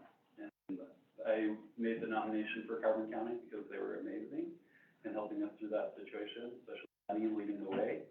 And I really just sincerely appreciate that, you know, going through all those difficult things, I felt like we always like bonded in some different ways, you know, just spending all that time together. I just want to thank you all for everything that you did there. You guys are amazing feeding partners. Grateful for the help.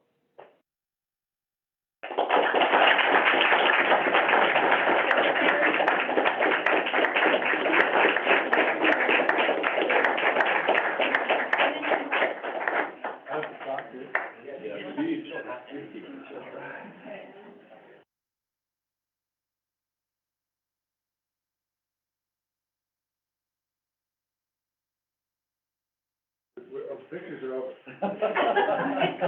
Awkward.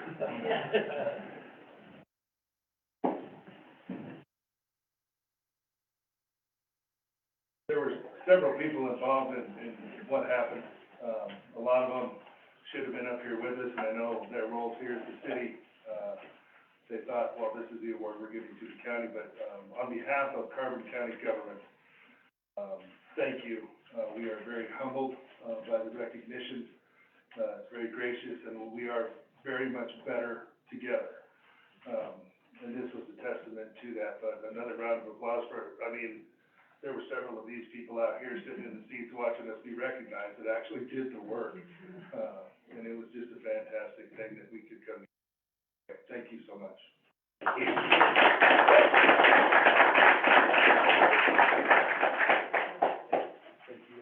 I too am extremely humbled and honored to be here. Thank you for the recognition. As I shared with the commissioners, this morning, that, the debt of gratitude goes out to this board, it goes out to the county commissioners. They had the faith in me when they hired me a couple of years ago to build this strange thing called the C4. And then kudos to Sean Metcalf, city manager, when the crisis struck, we tied in really quickly, and he trusted the process, and he engaged the C4. So without his willingness, his trust, and his ability to just come over and work the problem at the C4, we wouldn't have had those results. So I knew it could work. You guys went out on faith, so I just am so honored that I'm part of this community, and I'm honored to be here. So kudos. Thank you. Thank you. Appreciate it.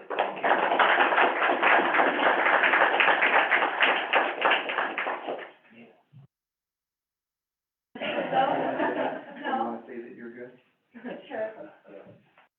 It was great to work with everyone from the city, Sean especially, Stephanie, Josiah, everyone. Myra was awesome. I think it was great for the community to see. But thank you all for recognizing us. We appreciate it.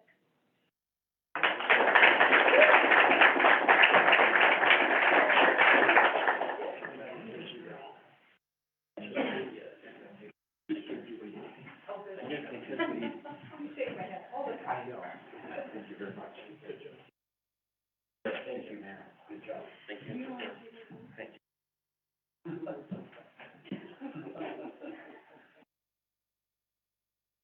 All right, so, the next thing on our agenda is the Parks and Rec Advisory, Committee appointment. There is,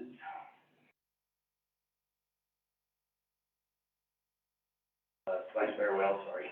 I move to appoint Noah Westfall to the Parks and Recreation Advisory Committee as the young adult member between 9th and 12th grade for a term ending in June 30th, 2023. There's been a motion made and seconded to appoint Noah Westfall to the Parks and Recreation Advisory Committee as a young adult member between 9th and 12th grade for a term ending June 30th, 2023. Is there any discussion, and is Noah here by chance? Noah is traveling with his family from Casper, and so, I tried reaching. He wished he could be here. I can say that he did attend all, skate park town.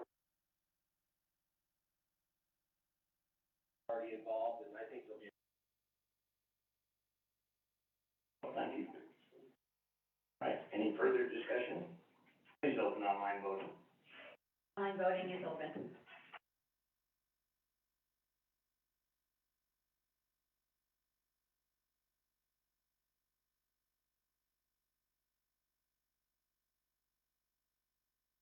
Online voting is closed, the motion passes with 6 yeas.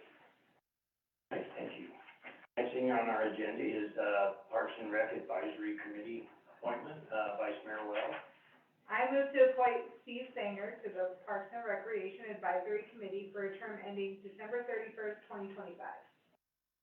Do I hear a second? Second. There's been a motion made and seconded to appoint Steve Sanger to the Parks and Rec Advisory Committee for a term ending December 31st, 2025. Is there any discussion? Give a speech, Steve? No, I'm good. Is there any further discussion? Please open online voting. Oh, I'm sorry. I just wanted to say one thing, he'll sit there and not say anything, but I'll say something on his behalf. Steve recently, within a year, adopted Island Park, in town, and has done a great job, maintaining.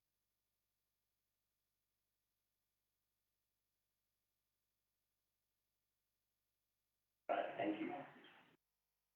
Please open online voting, I think you already did. I did.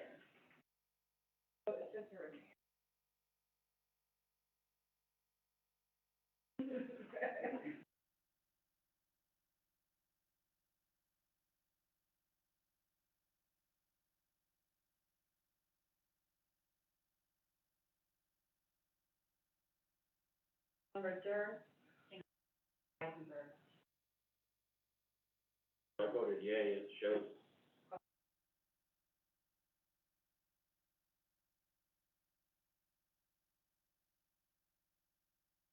Online voting is closed, the motion passes with 6 yeas. All right, thank you. The next thing on our agenda is, an appointment to the Golf Course Advisory Board. Vice Mayor Wells. I move to appoint Sandra Dent to the Rochelle Ranch Golf Course Advisory Board for a term ending December 31st, 2024. I hear a second. There's been a motion made and seconded to appoint Sandra Dent to the Rochelle Ranch Golf Course Advisory Board for a term ending December 31st, 2024. Is there any, discussion? Sandra? Good, unless you have any questions. Hearing none, please open online voting. Online voting is open.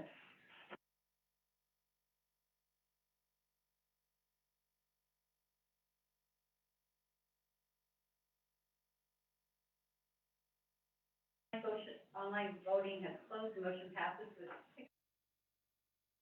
All right, next thing on our agenda is, Rollins DDA Main Street, in-district, board position. Councilman Martinez. Motion to appoint Stephanie on DDA Main Street Board for a district term ending 31st. been a motion made and seconded to appoint Stephanie McDaniel to the Rollins DDA Main Street Board for an in-district term ending December 31st, 2025. Is there any discussion? Councilman, Weisenberg? Yeah, I discussed this with Pam a little bit ago, but I'm aware of the employment where she works and everything, and the asset is, currently being sold. It's for sale right now. The building that is being used as an address for being worked in is, currently has been on the market about 6 months. I'm not saying nothing bad, saying she didn't do her job as a representative of the board, or anything like that, but if you have to be in district, you have to be in the district, and if you're currently working from home, that obviously don't classify as in district, and they have shut the operation, or the office down here, still operating in the, asset in Warm Center. So just so everybody is aware of that. Steve? Yeah, my concern here is that until the asset is sold, it's still the address. Asset.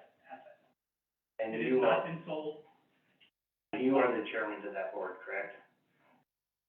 Yes. The DDA board? Yes, And this applicant is acceptable to you? yes. So it's clear, if, when the asset's sold, then that position will be converted to an out-of-district, is what you're saying? Also, is that how that's gonna work, or? So in the past, once they're voted in, depending on if we can switch them, the term is held as the term is, but then if she would be reappointed, she would either have to be in the district, if the sale would go through, or no. But there have been times in the past that we've been able to switch in districts, Chris, like you were saying, we've been able to switch in-district people and out-of-district people.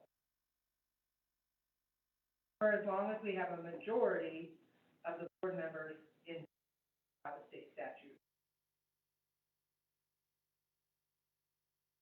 Any further discussion? Please open online voting. Online voting is open.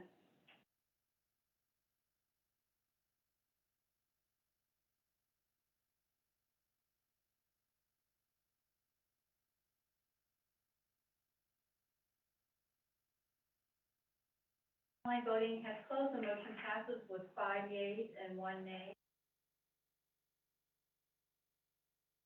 Thank you. Next thing on our agenda is Urban Systems Committee appointment. Vice Mayor Wells. I move to appoint Sherry Schillinger to the Urban Systems Commission for a term ending January 31st, 2026. Been a motion made and seconded to appoint Sherry Schillinger to the Urban Systems Commission for a term ending January 31st, 2026. Is there any discussion? Next speech, Sherry? Everybody's back on the speech. Please open online voting. Online voting is open.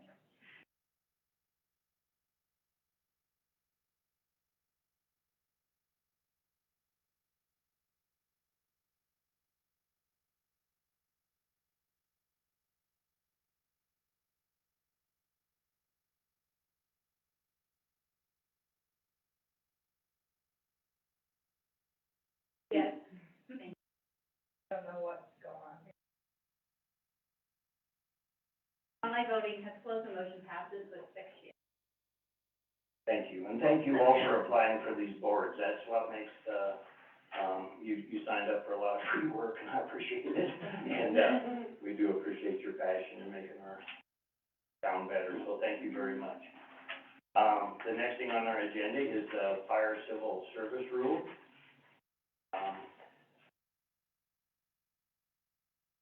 Listen to Blaine. Oh, would you like me to speak? Okay, you can stand right next to me, be my support. Well, you can take turns. Honorable Mayor, and members of the council, I'd like to thank, obviously, the 3 members of the council that came forward and helped us get our civil service commission rules and that stuff taken care of, and pretty exciting at our drivers meeting this morning, got some passed on to firefighters that up and operational. So, really do appreciate all the, effort you put in. All the effort this young lady next to me put in was outstanding. So I know it's a team effort, but some people really do stand out. And like I said, we're excited to have it online, dated, and, ready to go. So, thank you all very much for that. I just wanna thank everyone, especially the commission, our Fire Civil Service Commission members, and the council members, for all the work that they put in. It was a really long process to go through and make sure that it was right, and make sure that we did what would best represent our firefighters, and so glad that we have that, so. Councilman Weisenberg.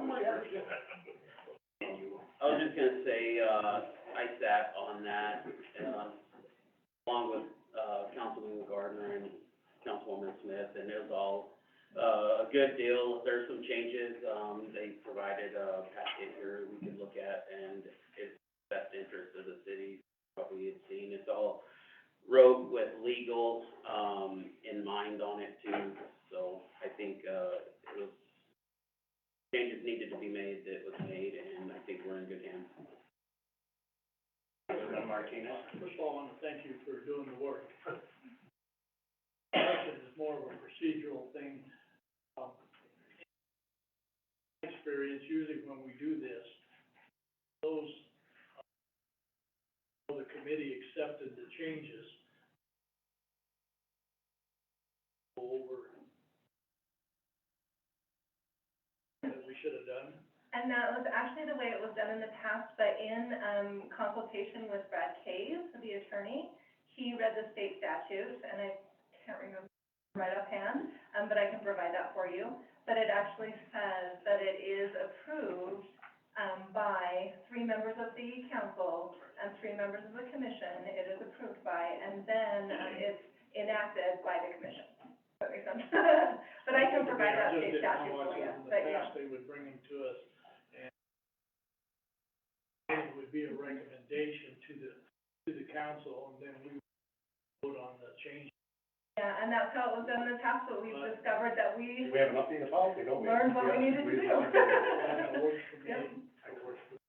Perfect, but I am glad that, Chris actually, Councilmember Weisenberg, asked us to bring it to you, just so that we have record that that's been done, and that you are very aware of that. So, and you actually have a copy of it in your, Word doc. That's right. Thank you. So thank you all. Next thing on our agenda is the ADA Main Street report.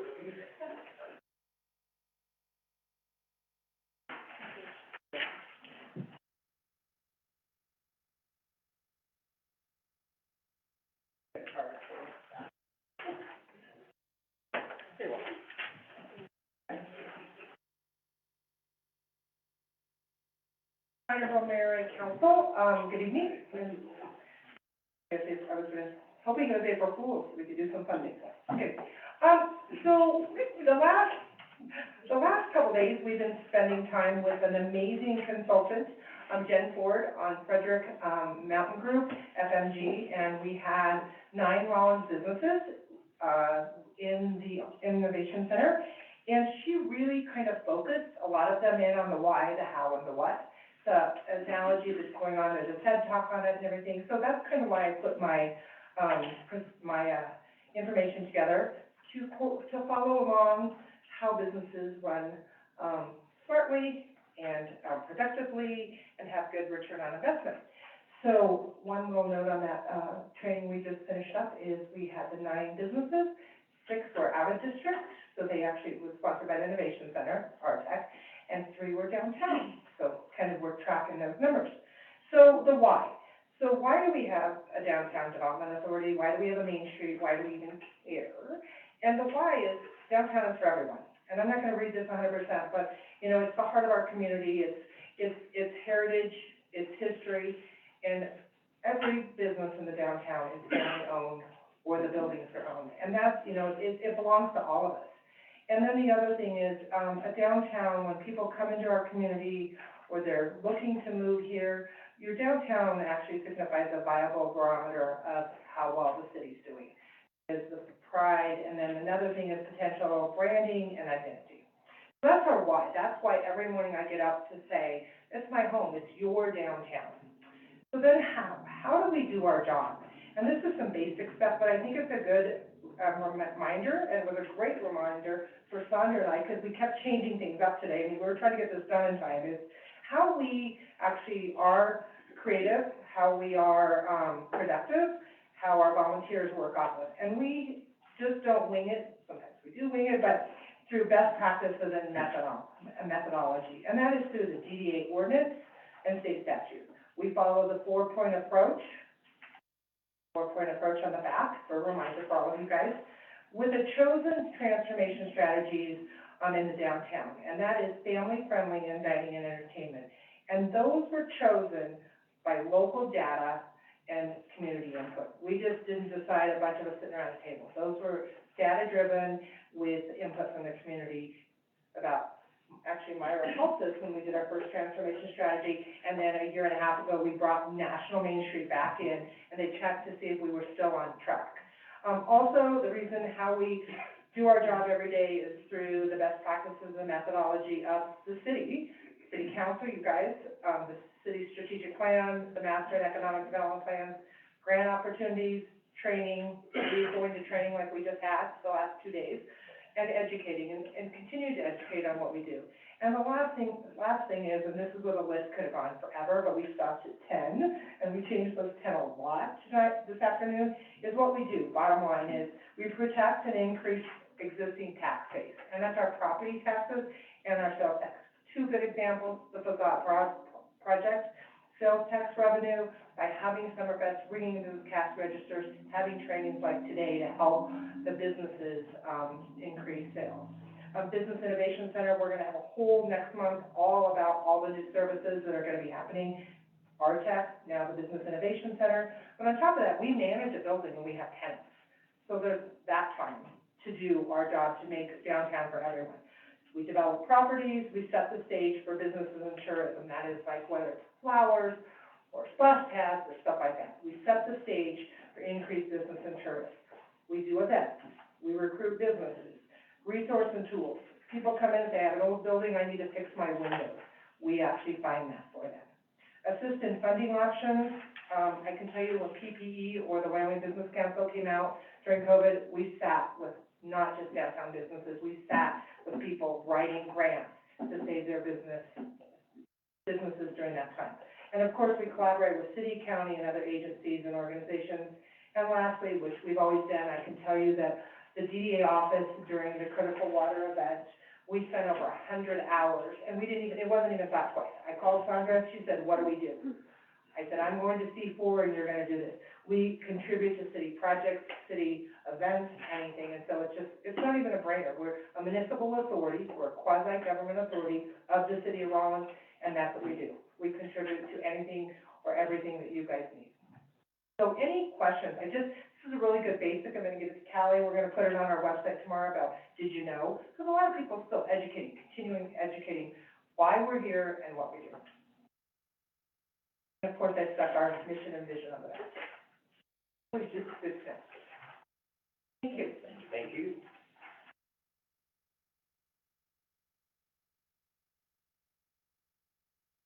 All right, city manager report. Okay, just a few updates. The chamber dinner that was, I think supposed to be, they rescheduled that, and it's this Friday at 6 p.m. is when it starts. The dinner starts at 6:30. I think we have one table. Is there anyone from city council who'd like to attend this?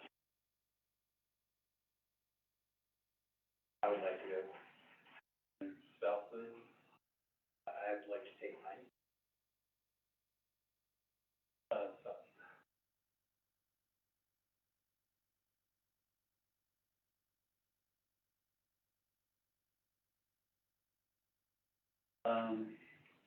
Next item is the chamber.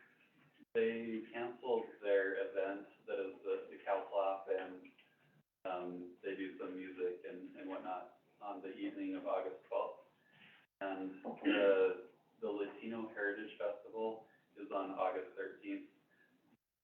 we really wanted for the Latino Fest was the same weekend. We'd really like to put it on that Friday, the August 12th, and then we can combine our efforts. It'll be two separate events, but that should really bring people in for a nice weekend with Latino celebration. So if that's okay with everyone, we'd like to switch that to the 12th. And then, What's that, birthday camp? I think there was some change over at, the chamber. We're able to do it. So this Thursday, I have the one-on-one meetings that I have with each of you. Wendy's gonna join in this time, and I've got you down at Dubarry at 9 o'clock. Aaron is at 10, Linda is at 11, Daryl at 12:30, Jackie 2 o'clock, and Chris at 4 o'clock. And then Terry or Mayor would be Friday at 9 o'clock. Are those? I just can't be there Thursday. Is there a possibility I can get early in the day on Thursday this time? Yeah, it'll work. I have to double check my.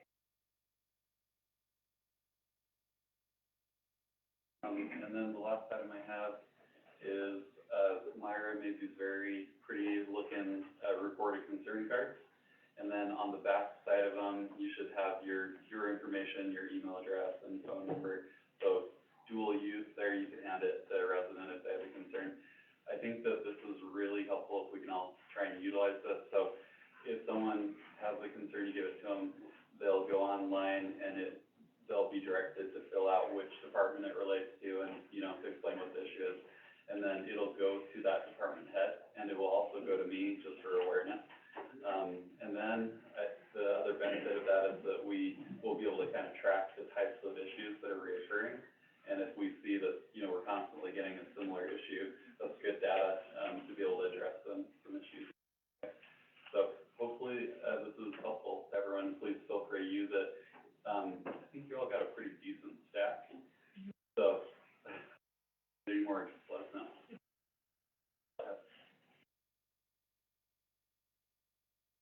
Next thing on our agenda is the city attorney report. Thank you, Mayor, councilpersons. I have nothing to report at this. Council reports, direction to the city manager or attorney, is there anything? Councilman Martinez? Yeah, Sean, I had a question. Plane. Did anything, I had a couple of calls on it, wondering. I don't think we have any really updates right now. The latest and greatest is that, we're gonna utilize the engineer that was helping us, that determined that we might be able to completely put the cost to residents. And he's gonna start his work now. And we'll definitely keep you posted as we're moving along there. It's quite a process, but. And it affects their taxes, so they would.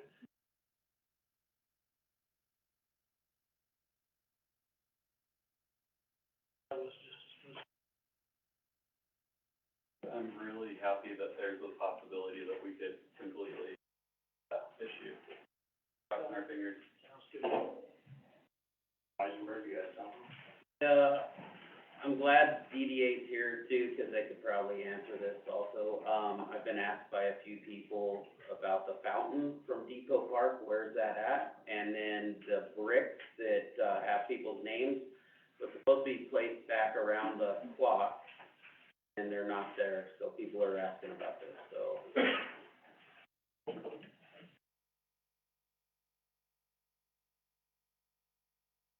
Honorable Mayor and Council, so the fountain is in storage, and the bricks are also in storage, and just by the time it got completed, it was too late. We're working with a contractor to lay the bricks back around the clock, where the clock got moved, so they should go back.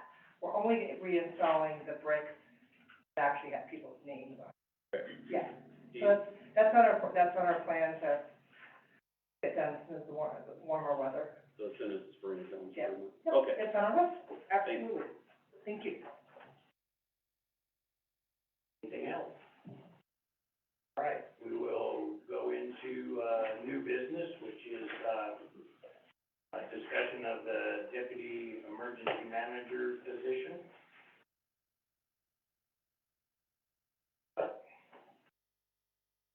Layman and Mr. Moore.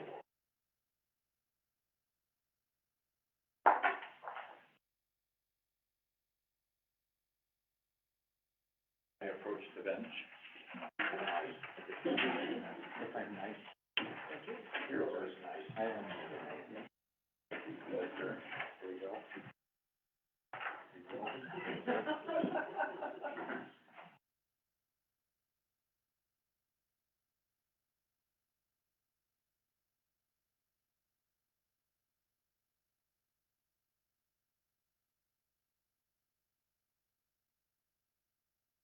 Mayor, council members, good evening. Probably I'm gonna ask Sean to chime in, the manager, Metcalf to chime in as well. So probably over the last 6 months, Sean and I have been having some, kind of back and forth conversations also with the commissioners. And I don't know if the council realizes, so as the county emergency manager, half of my salary and benefits come from a grant. I've been here now going on 2 years, and I've taken that time, to kind of explore what the rest of, Wyoming's doing, how the other counties are lined up. A lot of the counties have so all counties have an emergency manager, we're called the coordinator. Most counties have either what's called an assistant or a deputy. Most have an assistant. So working with the state, working with Homeland Security, like I said, half of my salary comes from a grant, and I have the opportunity to ask for more money on that same grant and fund a second position. As I presented to the Board of County Commissioners, I'm not interested at all in, funding an assistant. I think assistants, as I've seen across the state, are glorified deputies. They get paid less and do way more work than quote-unquote an assistant. So I presented to the board, that I am interested in building, the department more, the Office of Emergency Management, and bringing in a deputy position. Conversations that I had with, Sean Metcalf, is all about timing. I know the city's going through some budgetary, processes, but now that we've had our first activation, and it's been pretty clear that, we work really well together, I just wanted to have an open dialogue, with the town council and talk about an exploratory discussion around, a deputy EM position, that is joint, that, I would have the ability to fund half of the, benefits and salary, and see if the city of Rollins would be at all interested in funding the other half, and then, sharing it jointly, through chain of command and deliverables out of the city of Rollins. So I'll leave it there, pending any questions. Wow. You're in, yes, sir. No, I was thinking of this grant, you know, we get these grants, and our share and your share, and then the next year, they don't get the grant, who pays for it then? So I'll be honest with that, if this grant goes away, there's a good chance that, I do as well. So in Colorado, I worked a number of years in emergency management, and that same grant pays half the salary of EMs down there as well. It's a national thing. So all of the coordinators across the state are paid out of this grant, and it pays half of our salary and benefits. Some of the counties utilize the grants for other things, office supplies, those types of things that are grant compliant. I'm not really interested in doing that. I want to protect the grant for, FTEs for salaries. And I think I'm ready now to, make the department a little bit more robust. So I don't see that grant going away anytime soon. If anything, maybe over the next 2, 3, 4, 5 years, they may take away some of the qualifications that the grant could go after, like office supplies, vehicles, those types of things. But it's gonna be around for a period of time, as far as I can see, for FTEs. That's how they fund the coordinators. I support all the help we could get. What I'd like to see done is, this would be a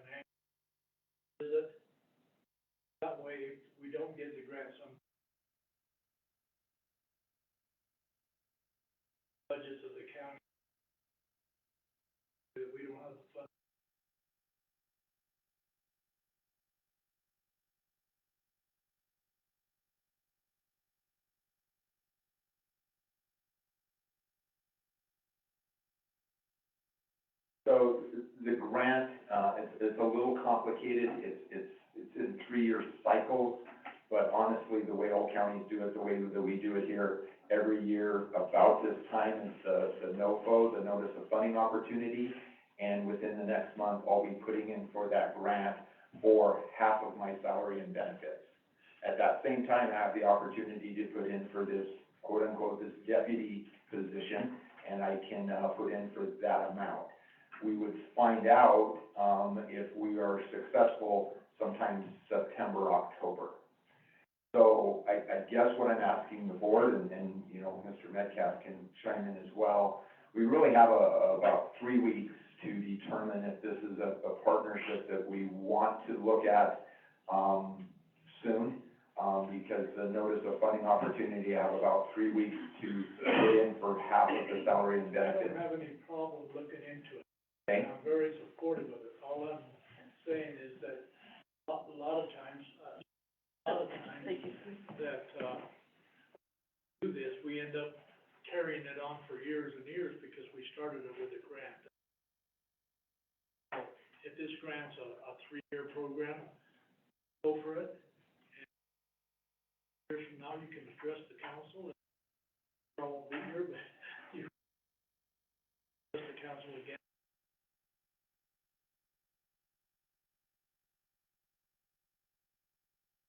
My question's more along the supervisory line.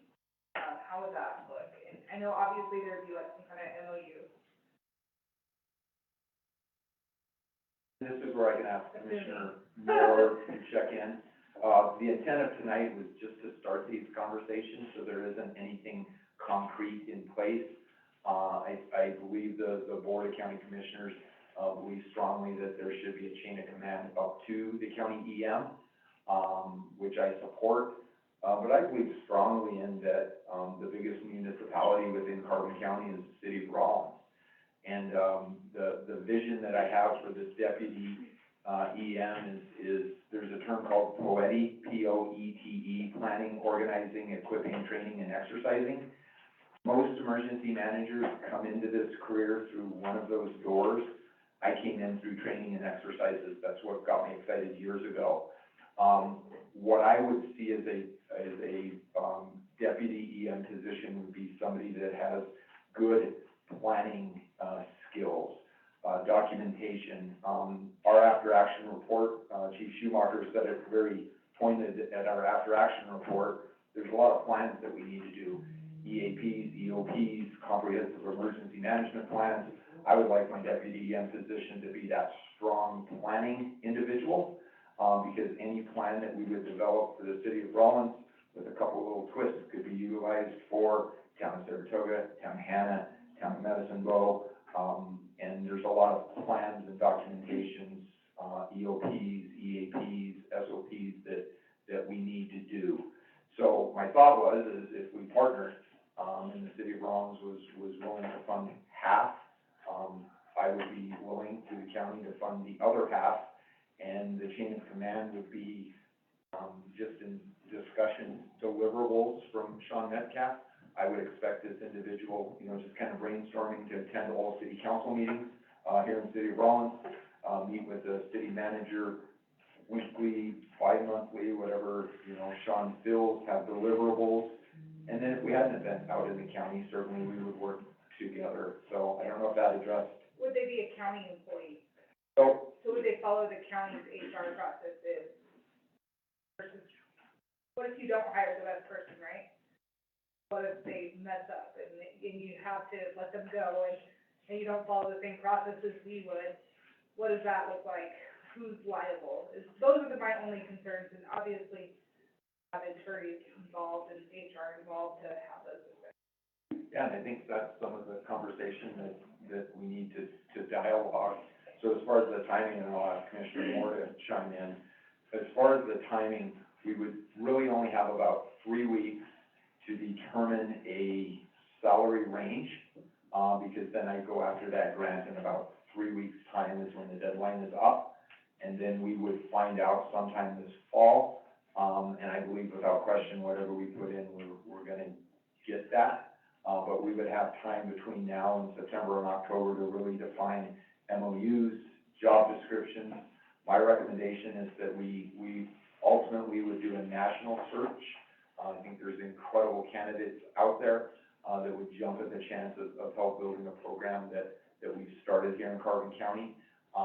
But we would have, you know, until September, October to get everything in place before we went forward with that. So Commissioner Moore? Huh? In addition with the county position. Well, that really depends on what the city wants to do, with the half and half, that kind of thing,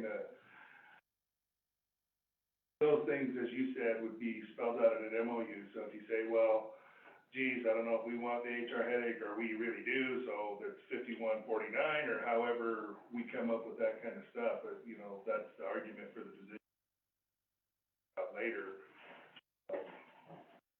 My stance outside of all the legal and policy stuff, we only got one Lenny,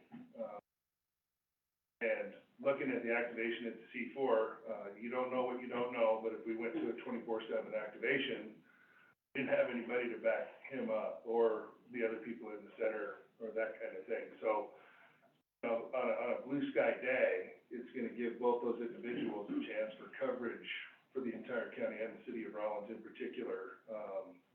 One of them goes on vacation. Crossing your fingers and hoping nothing happens. You know, I support emergency. I support the emergency management, I was really appreciative of what it would do and all that, but I'll tell you what gives me a little bit of heartburn, and this is gonna really make my face turn red, but I think it needs to be said. Sometime or another in the past, somebody came in and stood at probably a podium much like that and talked about, why we should, have a, joint powers board to have an airport, how it would benefit the city and county, and it would be good for everybody, and what a great partnership it'd be if we had an airport. And as Sabari pointed out, we support the airport, county don't, as much, not even close. When we're talking about the old, Penn Joint Powers Board, that's another board that somebody came in, stood at that podium and said, if we work together, we could really have something. And those two partnerships haven't been all that rosy, because we give twice as much money to those as the county does. There are other organizations that serve county-wide that the county doesn't support as well as we do. So I'm just real nervous about kind of picking who my partners are. And history's a big thing to me. And so I'm just telling you, I'm gonna have to think about this, because I don't wanna get into another situation like those two, because it's very uncomfortable every budget time to look at what we give and what our partner gives. So when we talk about partnerships, I think we need to fix the ones we're already in and move forward. That's just me. And I guess I'd like to address that, and I absolutely appreciate that, and the thing I appreciate about you the most, Mayor, well, there's a lot. But the thing I appreciate about you is that I never leave wondering, you know, what he's really thinking, and, that's a gift, and I sincerely mean that. I guess all I can say is that, there is a need for, some depth on the bench. There's the needs for some plans, some documentation, EOPs, to work with, your city of, Rollins Fire, to work with your city of Rollins PD, to work with communications, to develop some comprehensive emergency management plans, so that we did a really good job at the C4 with the critical water event. But we need to capture a lot of those processes. We did some things really, really good by fluke. So we need to capture those things and make sure that if something similar happens again, that we can follow a roadmap. That's all about planning and documentation, and that's what I envision for this deputy EM position. What I'd love nothing else, to be honest, is as the EM for the county, I look at the whole county as my jurisdiction, is where I go. I try to go to Bags frequently, Hannah, Medicine Bow. I live in encampment. Where I spend, I'll be honest, Mayor, where I spend 95% of my time is where the people take me at my word, and I said, let me help you with that, whether it's town of encampment or bags, let me help you with that. Give me a call, I'm here to help. Where I get calls back is from the city of Rollins. You know, through the leadership of Sean Metcalf, you have great police chief, great fire chief, and that's where, you know, I could actually spend a lot of my time, which makes sense, because it's the municipality with the greatest people. And if we were to write an evacuation plan for, city of Rollins, which is needed, or an emergency operations plan, which is needed, or a COOP, continuity of operations plan, which is needed, or a comprehensive emergency management plan, which is needed, that plan could simply be written in such a way that we replace city of Rollins with town of encampment, or town of Bags, or town of Elk Mountain, and it's pretty boilerplate. It could be utilized across the entire county. So I'm excited about adding some depth to the bench, and I just wanted to have a dialogue, and, you know, there's not a real rush to fine tune all of this, but I'd love to have that individual, male or female, really have a vested interest and feel a home stake here in the city of Rollins, because that's where the majority of the work's gonna be done, and then the rest of the municipalities are gonna benefit from what we do here in the city of Rollins. So I love the idea of the deputy EM potentially having an office at the city of Rollins, feeling at home, walking through the, town council, being recognized, going to fire meetings, going to police meetings, and being the face of emergency management for EM, and then me and him or her working together to do all those things that need to be done countywide. So as far as the grant, what I'm offering, and just to be clear, is a grant that it's a pass-through grant. It pays half of my benefits and salaries. The same thing when the commissioners ask me, well, what happens when that grant goes away? I might be getting a 970's, area code again, that pays half of my salary. No. That grant won't go away, and what I'm offering, and instead of taking that grant, getting a deputy EM position, and nesting them at the county, we have an opportunity, maybe we nest them at the city and come up with some sort of partnership to where that makes sense on both parties. So, Well, I hear what you're saying, but do you hear what I'm saying? I do, Okay, I'm not gonna repeat. yeah. And I'm just gonna say, Sorry, Chris. I support what you're saying. I think something like that would work. I wanna see the financing of it. I wanna see who's gonna pay for this gentleman's, lady's retirement, who's gonna pay for vacations, who's gonna do this. I wanna see how that works out. Way out of my line, I'd let you guys call that and bring it in, but I do strongly support. Important that we pull this county together, pulling ourselves apart. Tell you that's what's hurting this Rollins and the county, is that we're busy taking care of ourselves instead of working together, and we had with the water, it showed how everybody was pulling together and calling. I'd like to see. And I'd ask the mayor to look at, the experience that you have with me and use that to judge me, and don't utilize any other relationship to judge me on me. I love Rollins, I love Carbon County, and I love what we do. Lenny, it's not about you. Understand? It's not about you, it's not about me. When you're dead and I'm dead, old age, Right. that problem might still exist, and I'd like to fix it. Well, I mean, that's all I'm saying. And Councilman Weisenberg? Yeah, I wanna say, you did an excellent job, I appreciate it, I did visit there, I could support this too, but the problem I have is, just recently, in the last year, we had an MOU with the county for a shared position of the GIS position, and that position went away, so, without notice, pretty much, and, you know, as a city, I felt like that wasn't right to do to us, so is that gonna be the same thing that happens? That's my concern, so I mimic exactly what the mayor is saying in that aspect of things, you know? To me, I wanna make sure things are fixed, you know, properly, and that we have that bond with the county, because we do need to get that bond back, right? But how do we fix that? How do we ensure that that's gonna happen and not happen again as such as the GIS position did? Yeah, I completely agree, and that's where I can say, and all I can say is judge me on me.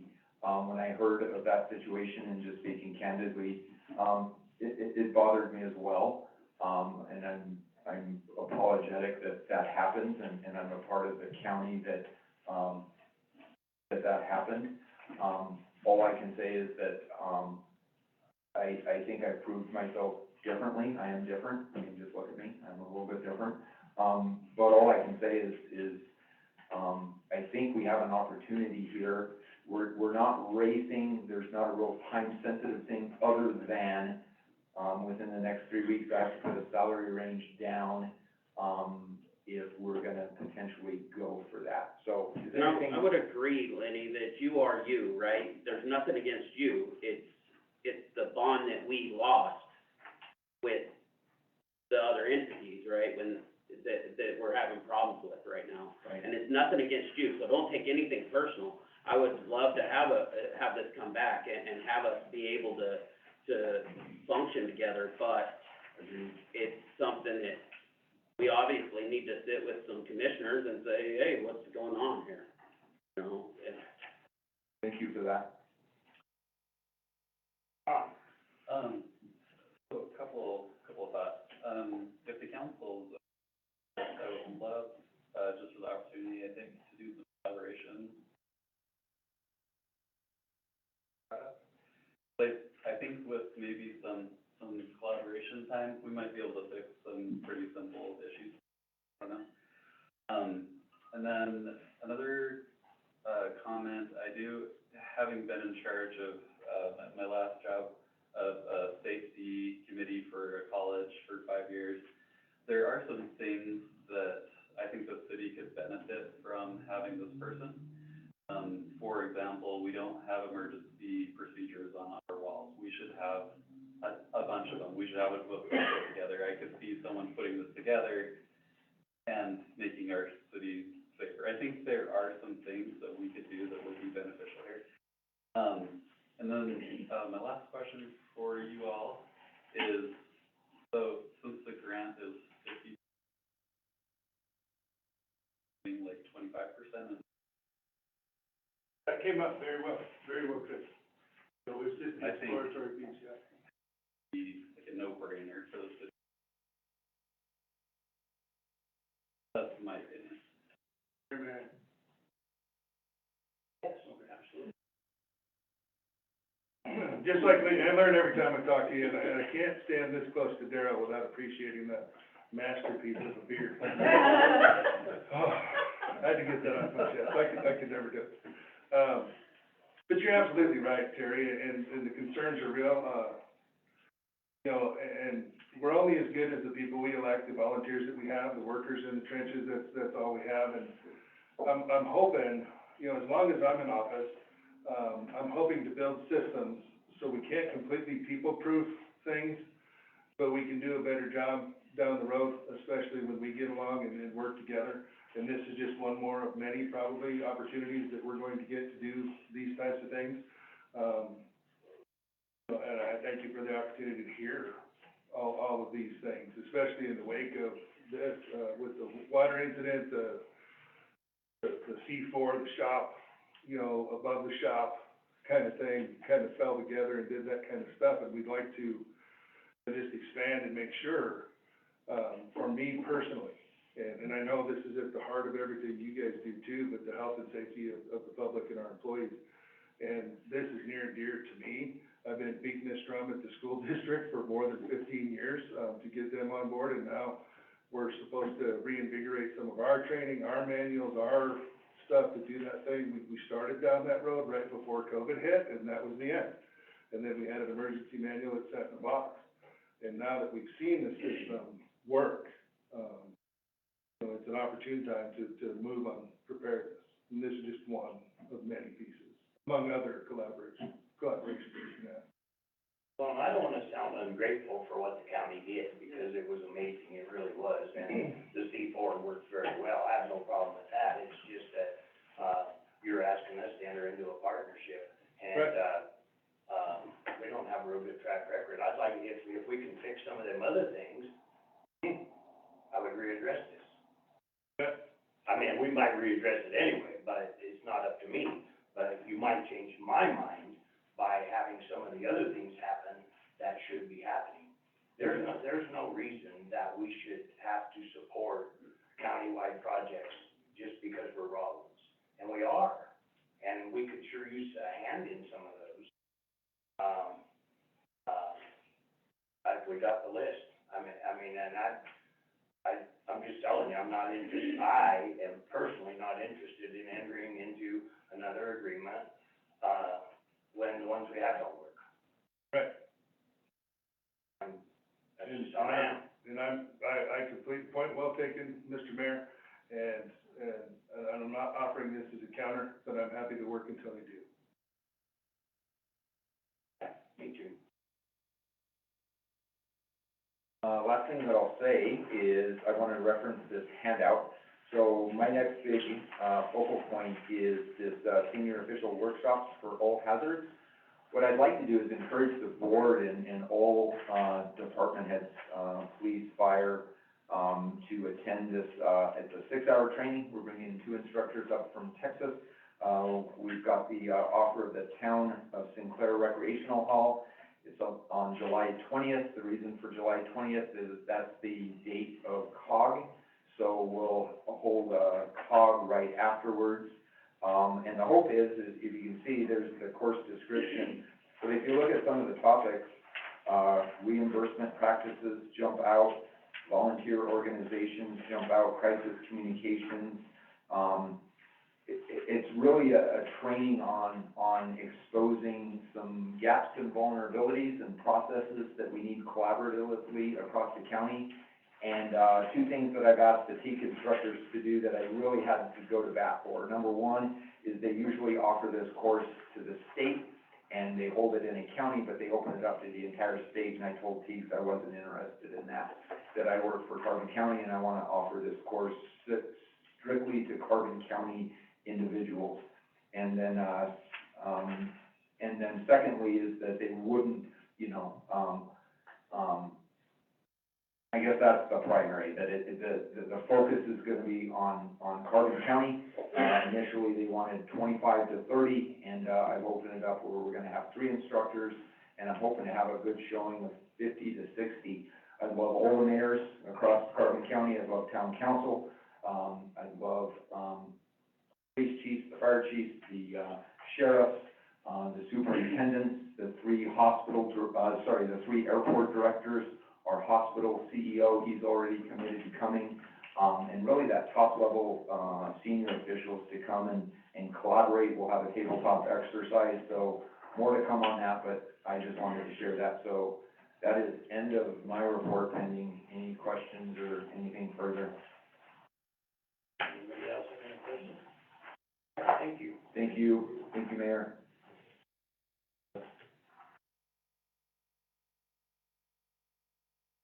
Thank you. Yeah, thank you.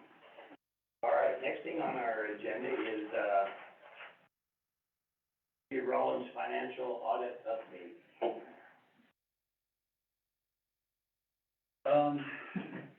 So I visited with the auditors, got an email from them recently. They should have the final version of the 2020 audit on April 19th. And they are gonna be, our auditor is gonna be out of town on the 19th, unfortunately. So he can do, as soon as I get the final audit, I'll send it to all of you on that day. And then they'll come and do a presentation on May. Dan Izzo, I've spent a lot of time with him recently. He's finished up the FY '21, and FY '22, kind of fixing up the budget and some of the issues that were. And then he has also entered in the FY '23 budget into our system. And so as we make some modifications, as I'm sure we will, there won't be tons more work because a lot of it has been entered in. A big thing to do.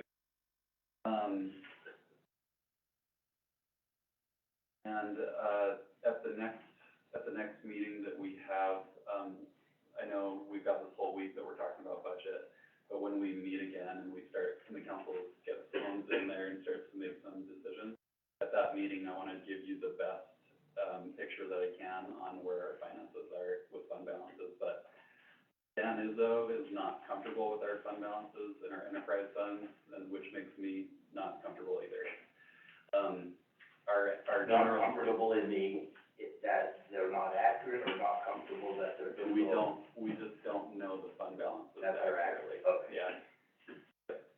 So, but I'll give you the best information that I have as soon as I have it.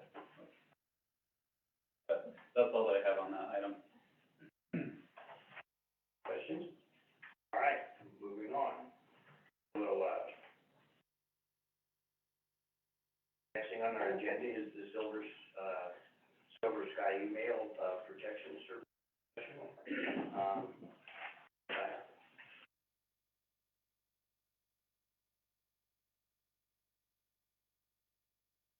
So basically to preface, so currently with our email protection service, we rely upon a service called Reflection, which is basically being served by our vendor called Courage One. And to give context with that, so we had a contract with them when they were referred to as VentureTech, and then of course they were then purchased by acquired by Converge One. And from there, after that happened, essentially they said basically to us, yeah, we're no longer gonna be offering this service, newly to people, so they're trying to get their own plans to basically move away from the Reflection spam filter. And then with the other issue with it is our email protection service we use, which as Reflection, is not doing well as far as protecting its phishing emails, and especially with what's happening in Russia and Ukraine, and as been noted by CISA, the amount of phishing emails is going to go up higher because of the tensions around the world. So organizations have started getting hit by ransomware, and it's becoming more prevalent because of these issues. So basically, what we need to do is move away from them and move towards a more sustainable and more reliable email protection service. So we were looking at a few vendors as far as in the last year. There was a few we came upon. There was Barracuda, Silver Sky, and Viper. Those are the three main ones that seem to stick out of all the different vendors. But the one that stuck out the most was Silver Sky. And that's because, for one thing, they are actually partnered with Civic Plus, which is the web provider for our current website. So they deal with a lot of local governments and state governments. So they have a good reputation as far as providing good services to local governments and to state. The other thing is not only do they provide email protection service, but they also have other packages that they provide, such as ransomware protection. That's what they refer to as a ransom guard service. And they also have what's basically called ransomware insurance. So let's say we get hit by ransomware, at least we wouldn't be financially vulnerable. They'd be able to provide us, if we were to go with that service in the future, they would be able to financially support us in recovering from those situations. But the major focus is going to be right now, at least with email protection, because of the issues we're dealing with phishing and so forth. So kind of the discussion I wanted to have is because of the cost point with Silver Sky, they're around $14,000 a year, which is definitely more than what we're currently paying with the Reflection. What are we paying now? So we're paying $137 a month, so that rounds out like, it's hard to do the math in my head. Yeah, so basically we're actually paying less currently with Reflection than we would be paying with Silver Sky. 1644. Okay, so essentially, with the current service, the issue majorly is just the quality of product in comparison to other stuff that's out there, especially because Converge One is dealing away with that current package. Exactly. In fact, one of the major issues we're dealing with right now, especially in certain departments, is, phishing emails are getting through. Our spam filtering service is, basically block emails that we do need while letting the ones that we don't need or are harmful getting through. So my recommendation, for this discussion, my recommendation would be to move forward with it regardless, because even with that cost point, it's still a very effective service. But I do know the cost is definitely something that could definitely be a kind of issue, but. It costs money. We'll have to think about it. Do you guys have any questions? Sorry, ransomware can be, what they can do to you. I mean, some of the impacts of not having your, it could be pretty bad if we don't. I'll quit getting. Yeah, if I can get those, stop it. Earlier you were talking about, getting a device here that would do automated emails. I looked at, do they offer like a bundle, maybe you can combine the two and those together to get a better price with them? Yeah, so that's actually one of the major benefits with Silver Sky is one, because we currently do use, Civic Plus. Because we work with Civic Plus for our website, they actually do provide a discount, for Silver Sky. And along with the Ransom Guard, which is their ransomware protection, their endpoint, protection, which is definitely a very good service.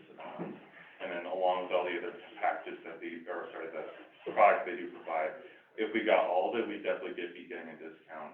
Then because we currently rely upon, a separate endpoint protection service called ESET. We currently don't have a dedicated ransomware protection service, which is something I definitely would think would benefit us, especially in the situation, considering what's going on, especially in, different organizations. Basically being able to consolidate that into one company that would be able to bundle it together and provide it at a discounted price, I think would definitely benefit us financially. Any other? Thank you, sir. I'm going to, call a 10-minute recess. You're welcome.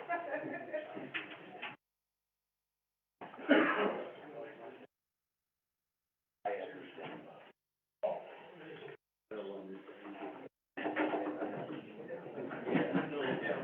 I'm listening to Daryl.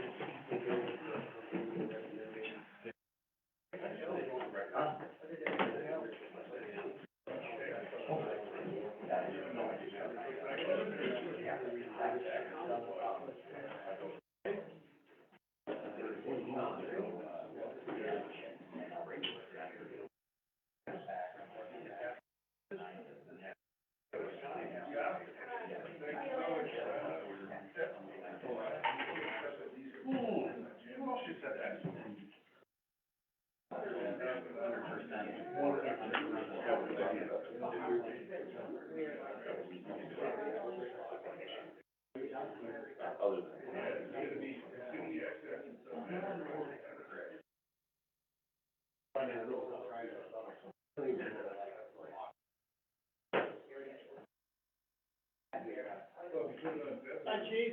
Sir, how you doing? Good. I get a chance to come up here and say hi to you Well, before. now would have been a good time to get him to get our fire training program. What's that? We gotta get him on that. Now be around out the boat. Oh, yeah, you are. You're saying that. Where's the fire truck? Hmm? You didn't go on a ride? Oh, yeah, hey,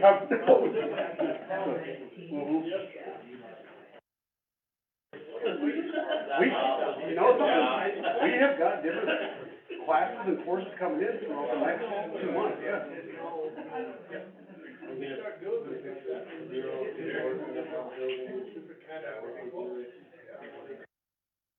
working out their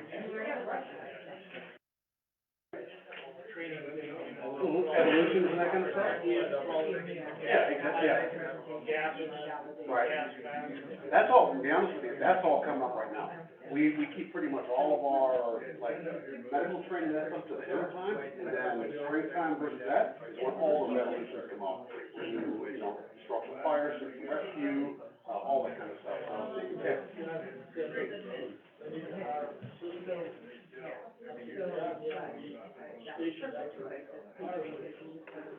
Give us more strength and get through. There you go, yeah, that's true. I know, I got you.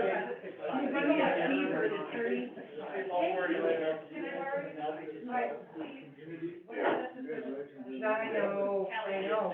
Did you hear that? I agree. I got it. I 100% agree. You did? Oh, I read it. Yeah.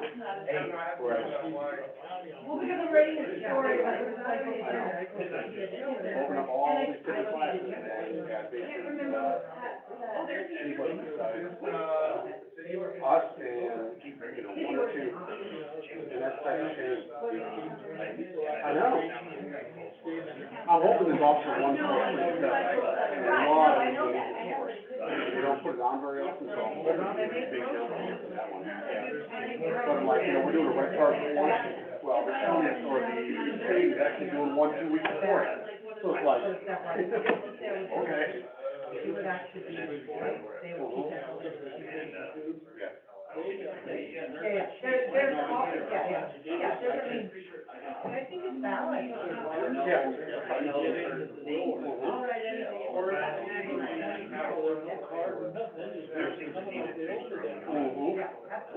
I'm not upset at all. They would not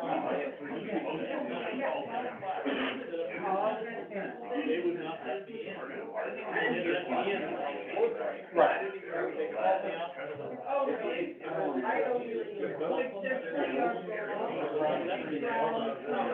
Right, exactly, we had emergency responder cards where I came from, and everybody had medical, this, that, and the other, in order for you to get in to that area, you would have to swipe that. Yeah. It also, like you said, it also allowed you to that emergency scene, I don't care if you came up and said, hey, I'm the fire chief, where's your card? Don't have it. You need to wait. Exactly.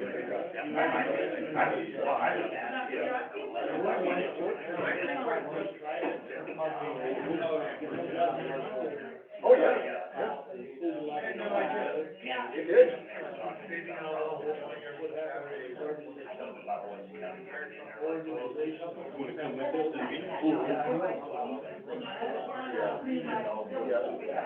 I mean, like I said, it proves its worth, no question. The only thing that I had made a comment was, and I said it before Sean did, I said, okay, if you're getting half of you paid by the grant, why are we paying the entire other half? Why wouldn't we split that with them? Yeah, then do half of that, and we do half the other, because to me, now that's a win-win across the board.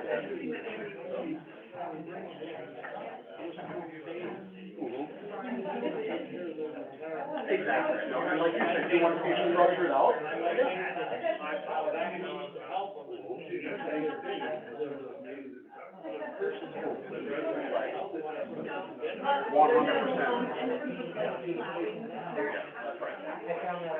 I'm familiar with the grant that Lenny's on right now, trust me, there's a lot of emergencies, ever, yeah.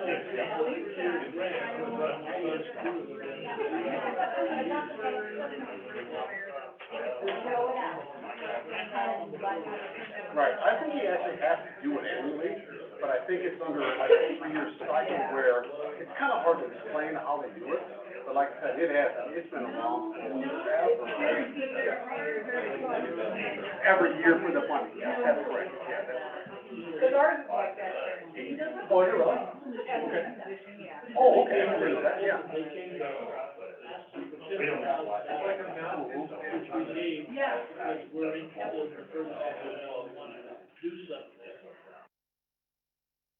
They turned everything down. They had a design for the building, they paid for $150.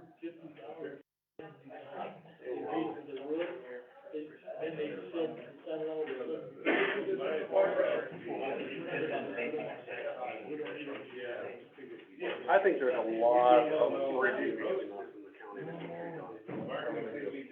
know from my standpoint, we are really shipping not south. Yeah, I know. You open your door, and you get slammed in your face, you're like, okay, listen, that's only gonna happen once.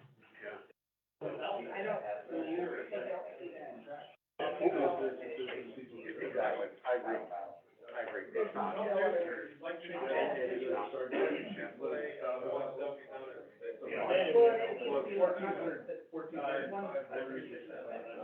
Oh, you're 100% right there. Somebody said that. Exactly right.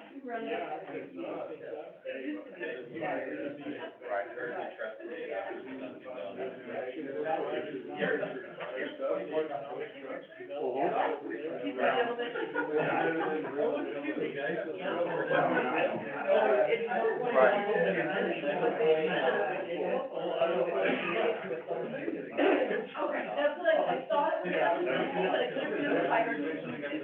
Yeah, no, it's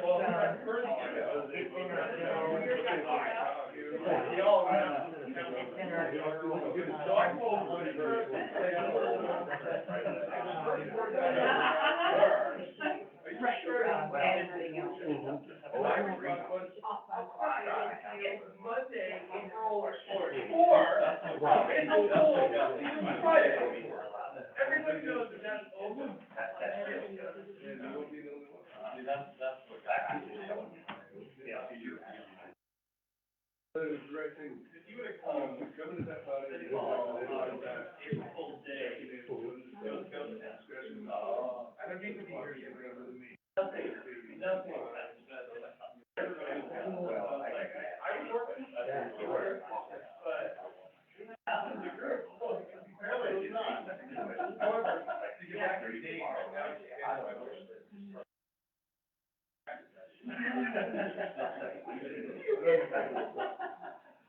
I'm pretty sure I got paid, run for office. I'm gonna run again with that initiative at the same time. Hopefully I don't miss anybody. I was pretty happy. I'm gonna do a poll to see who actually fell for it, because, so your reaction, you went away like, he did it, that's not really good. No, he didn't. And then you had a like, I didn't think you did. Friday. I'm actually haven't really taken it much. I think how about get back? Oh my God, I've been so busy, I did it.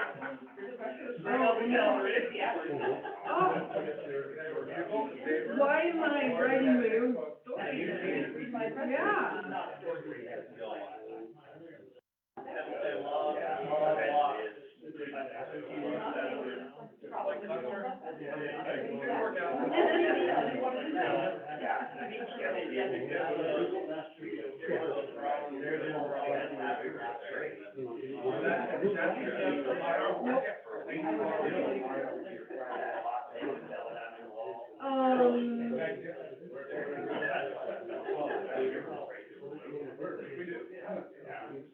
Sure, I think it might be water, but I'm not fully sure.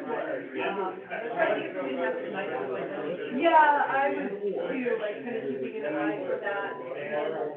Also, anything that's you have to write, because like, Don't do that.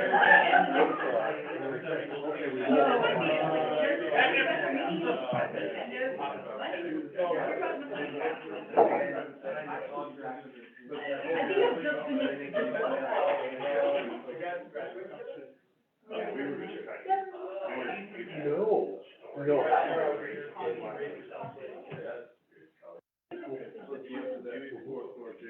I mean, you could throw in the audit thing that Sean. They were gonna get rid of that.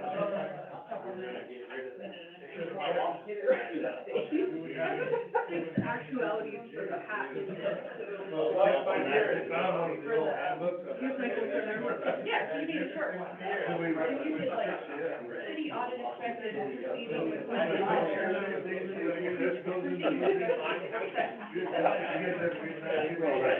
don't know, I really have to get into a lot of that. All right. Okay. No, we just have to. 10 minutes on that. And Sean does some. Oh, I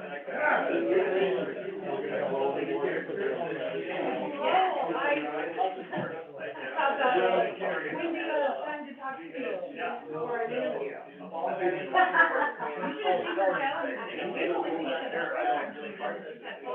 I can introduce you.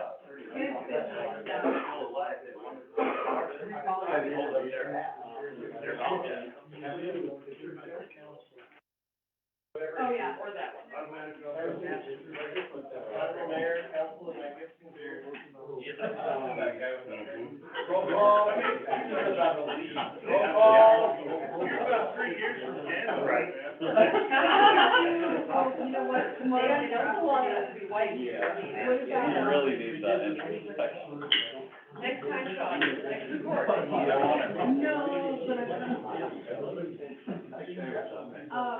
but Friday. One time here. At 11 a.m. It's a thing now. Should we do something?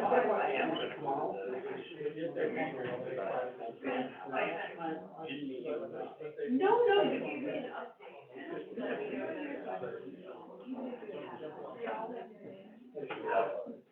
I don't feel bad. So, I'm still writing stories for. Yeah. Don't worry. All right, are we ready to go again?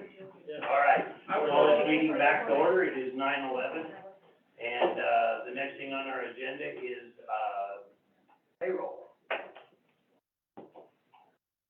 I would entertain a motion. Councilman Garner? I move to approve the February 27th, 2022 through March 12th, 2022 payroll register for $254,750.05. Second. There's been a motion made and seconded to approve the February 27th, 2022 through March 12th, 2022 payroll register for $254,750.05. Is there any discussion? Hearing none, please open online voting. Online voting is open.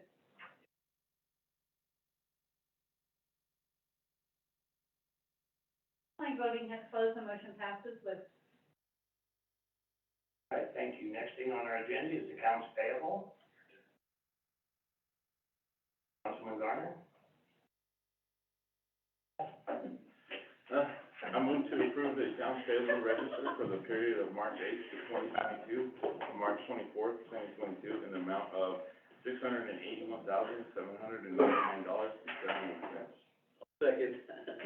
Been a motion made and seconded to approve the accounts payable register for the period of March 8th, 2022 to March 24th, 2022 in the amount of $681,799.78. Is there any discussion? Hearing none, open online voting. Online voting is open.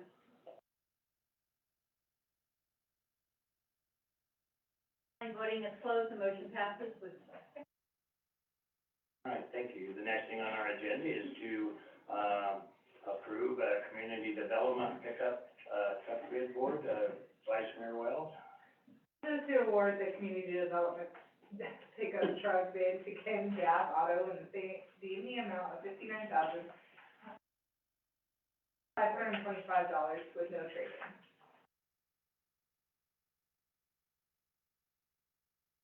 Did I hear second? Yeah. Okay, sorry. There's been a motion made and, there's been a motion made and seconded to award the bid to Ken Gap Auto of, Cheyenne, Wyoming in the amount of $59,525 with no trade-in. Any discussion? Luke? Honorable Mayor and Council, I did reach out to the company companies that did supply the bids for us. Excuse me. I made contact with, a company in Casper, and it was kind of during that transition from 22 to 23. So they wouldn't be able to guarantee the 150 days. I also reached out to Ken Gaff out of, Diane as well, and they have one in manufacturers now being built.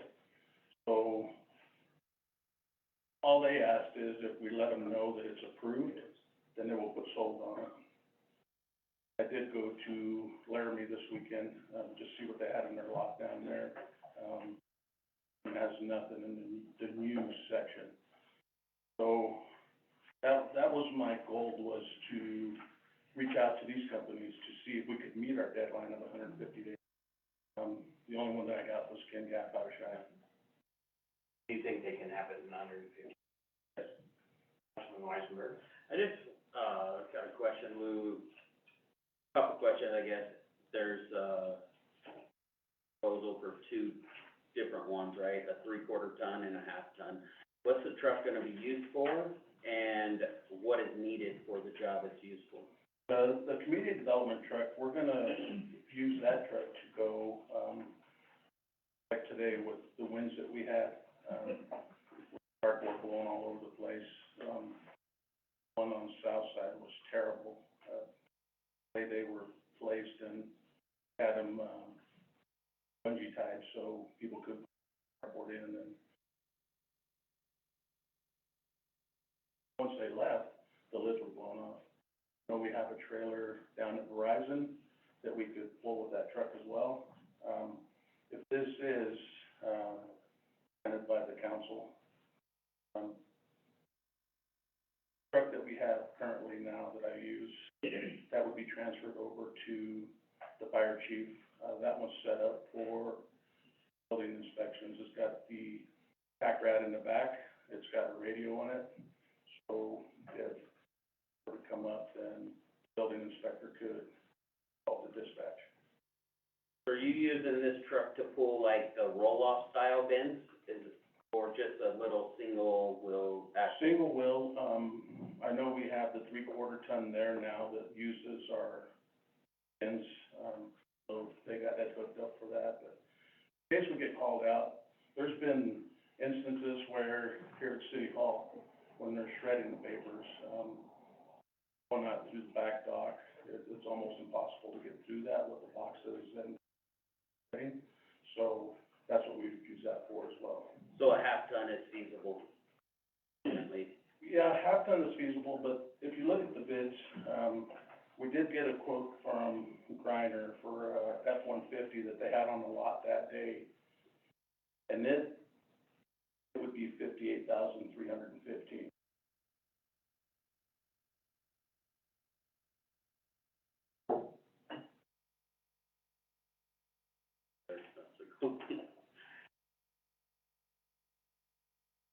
Any further? No, it's gone, that truck is gone. Only other thing, do we have to have it clarified of a 1/2 ton or 3/4 ton, or is it okay the way it's written? That truck that's being built, what is it? It's a 3/4 ton. That's what I'm, do we need to clarify it with the bids that's there? That's, I guess, a question for legal, is, do we have to clarify the 3/4 ton or 1/2 ton in that? And because we requested, bids for each, so whichever we, decide on, it's already written into the bid, so it's okay to approve either one. Okay, thank you. Online voting.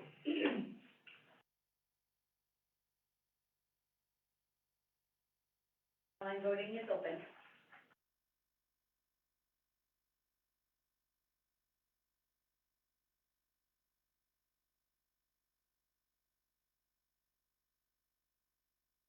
Online voting is closed, the motion passes with 6 yeas. Thank you, Mayor. Thank you. The next thing on the agenda is to review and accept the revisions to this, restaurant license, and to be honest with you, I haven't read it. I did have, I'll take care of that. Vice Mayor Will. I move to approve the revisions to the Rochelle Ranch Golf Course Restaurant Concessionaire Agreement. There's been a motion made and seconded to accept the revisions to the Rochelle Ranch Golf Course Restaurant Concession Agreement. Any discussion?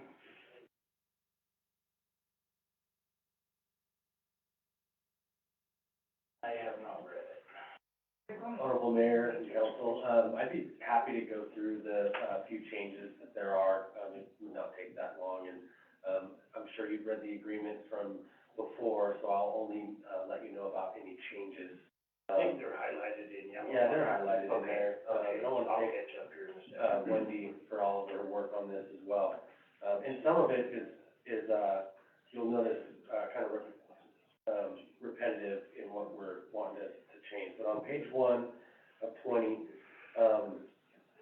basically what this is saying in highlighted areas, it used to be the finance director that a lot of this information that you'll see in some of the other highlighted areas, that the concessionaire would submit the, you know, insurance, workers' comp, sales tax, all this stuff to the finance director. And what we recommended is change that so that I would be the point of contact, or the Parks and Recreation director would be the point of contact, so they could submit that information to the Parks and Recreation director, so that that person knows that all this, the information that's required is ready to go to start the restaurant, and then the Parks and Recreation director could forward that to the finance director.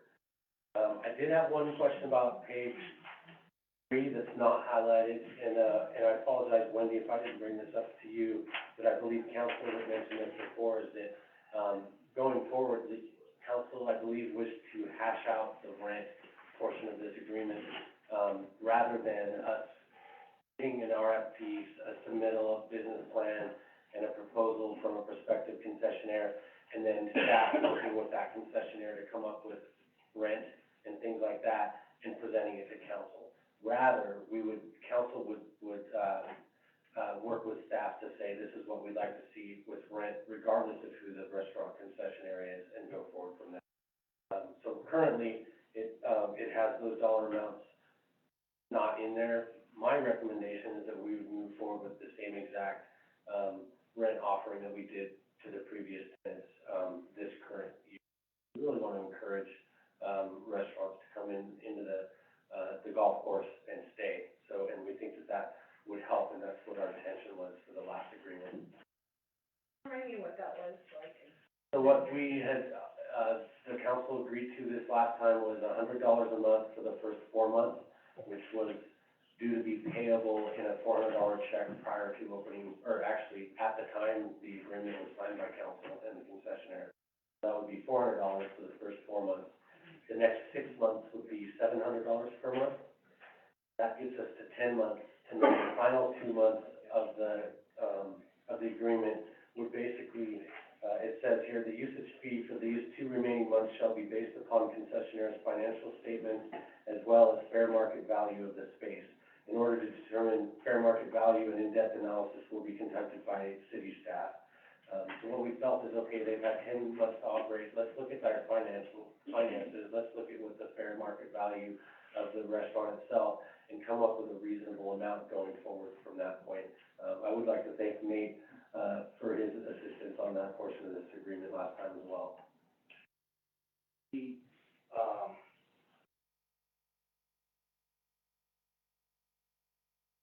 I have no problem with this agreement as you've got it written. I think it's fine, but I do want to say this, that not knowing who the next concessionaire might be, or their special needs or whatever, I would just like to have the council understand that there might need to make some changes to this based on who that individual, their particular needs.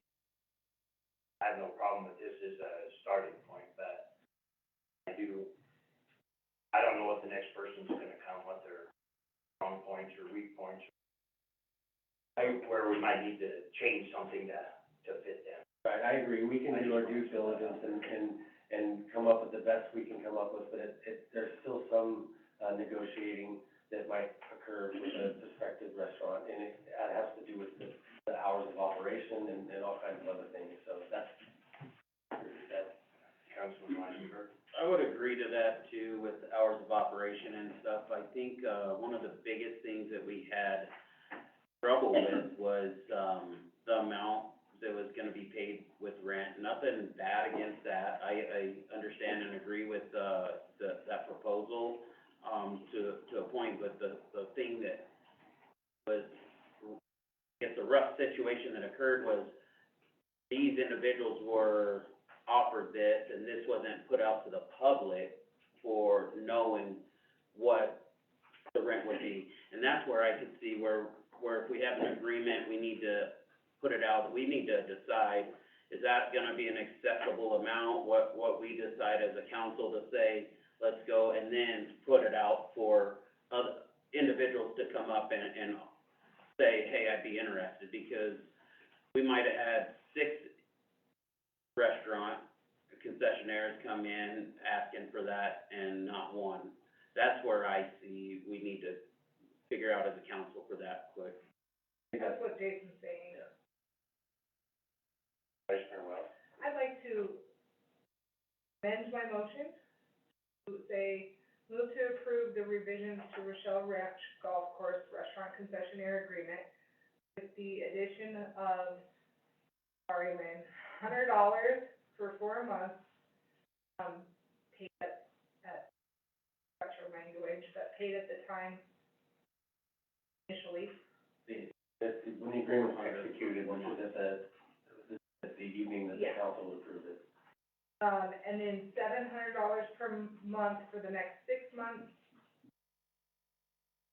And 2 months, the last 2 months of the agreement to be decided at fair market valuable in a reasonable amount. Decided by, Ultimately, the city council. okay, is that decided by the city council with flexibility, for the leaser with council approval, so that flexibility in the hours. $100 a month or $100 for 4 months? For 4 months, but they have to pay that up front. The 400, it'd be 400 for the first 4 months. They pay that up front. Yes, ma'am. I mean, this is intended to be a general, form Yeah. that can be updated per agreement and, discussion between the parties.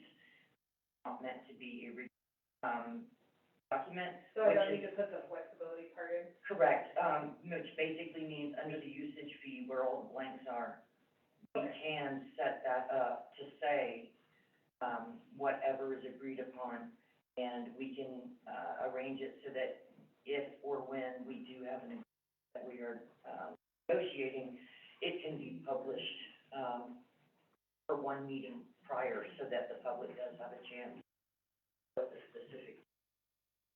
I think that, and typically when we have the RFP, we have the draft agreement from the prior year or whatever with everything Xed out. And I think what council was, recommending that when we're out for RFP, we're recruiting potential restaurants, they're all at the same, they all understand that this is what the rent is, for this agreement. So, that's the one, I think the feedback we got from council recently. There's a way to, agree upon, but, Vice Mayor Wells was, attempting in the, not attempting, sorry. So that we could move forward when we upload this agreement on our website, and when we, have prospective restaurant concessionaires come to us, we can give them that draft agreement that shows that council is agreeing to those terms. So that 4A would read, concessionaire shall pay to the city the amount of $400, which is a $100 per month usage fee for the first 4 months of the agreement.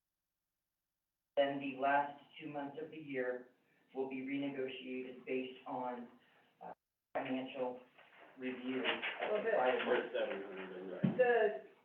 There's another step in there, because you got 4 months, and then the next, And then 700 for the next 6 months. 6 months. Will be Oh, for the 700, next yeah. 6 months? Yeah. I would second that, if, I mean, we have to, yeah, as long as we're doing the, so we can, yeah, so we can, everybody has a fair chance, same way. And to answer your question earlier, it basically, it says, the first sentence, it says, upon execution of this agreement. Well, and I just wanna point out, if we didn't have any numbers in here and it was open for negotiation last time, everybody had a chance. Every single person had a chance last time. Right, but I mean, just because the numbers weren't in there didn't mean they didn't have a chance. Everybody had a chance. Cause I might have come along and said, I'll give you nothing. I've accepted it because you didn't have anybody else. So, fact of the matter is, you know, I don't want anybody thinking we didn't give the last people a fair chance or anybody else a fair chance, cause it was. Absolutely. Every single person had a chance to bid, to start with. And I agree, and I understand everybody had a chance. I think some individuals approached me after that and said, if I would've known I could've got it for that, I would've went for it too. And the reason is because, they say that is because a prior said $1,200 a month. You know, so people thought, well, I'm only, I have to pay this $1,200 a month, so I think if we, like, set the amount right now, and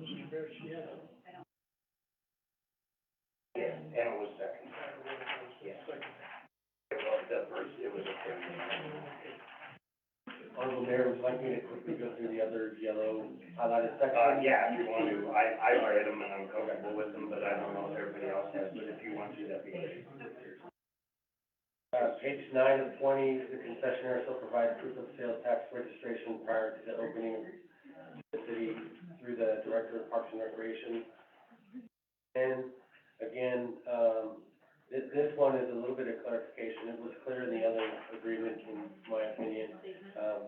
This says, prior to opening, concessionaire shall obtain, pay for, and provide proof of all permits or licenses that may be required for the lawful operation of the concession, including but not limited to a valid retail food license.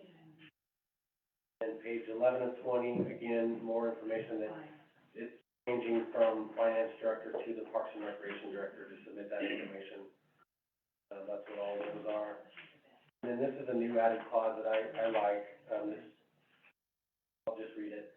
On page 12 of 20, this was added, as an independent contractor concessionaire to the city, concessionaire shall operate in a business-like manner at all times.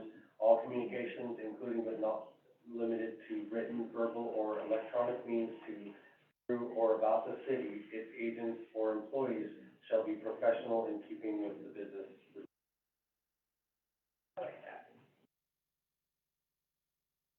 And, that's it for the modifications. If you have any other questions, I'd be happy to answer, or if you Don't have anybody else? Thank you, Jason.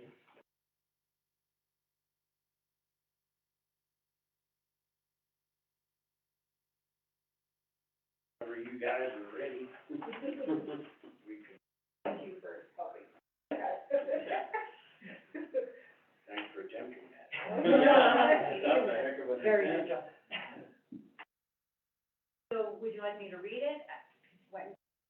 Okay, so let me know if I have it incorrect. Okay, move to approve the revision to the Rochelle Ranch Golf Course Restaurant Concierge, agreement with $400 for the first 4 months, $100 per month, and $700 for the next 6 months, last 2 months based on the financial.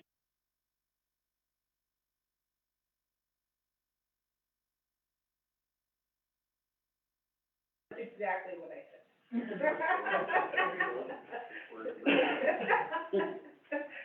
you, Mike. We're checking things, Okay, so, Vice Mayor Wells, I have you as first, Councilmember, Weisenberg, I have you second, is that correct? Correct. Online voting is open.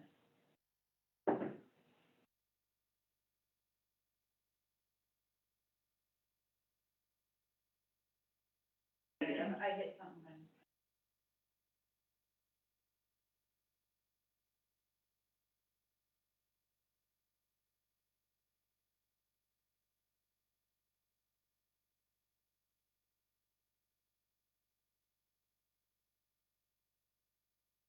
Okay, so I had touched something, so Vice Mayor Wells. Councilmember Martinez. Councilmember Durst, no, yeah, Durst. Yes. The motion, online voting is closed, the motion passes with 6 yeas. Okay, thank you. All right, the next thing on our agenda is about the weight room, Vice Mayor Wells. I move to award the bid for the weight room equipment for the Rollins Family Recreation Center to Commercial Fitness Solutions in an amount of $74,638.50. Do I hear a second? Been a motion made and seconded to award the bid for the weight room equipment for Rollins Family Recreation Center to Commercial Fitness Solutions. It's $74,638.50.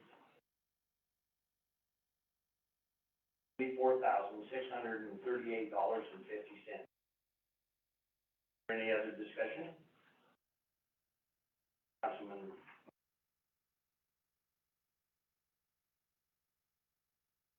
So the company, if the council awards the bid to the, recommended company, then, they have made arrangements to have it disappear, so it will get, removed. The first step of the process was this company would come in and remove all that equipment for us.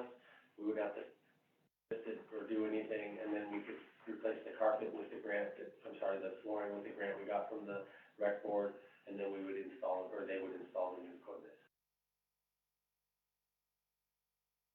Any further discussion?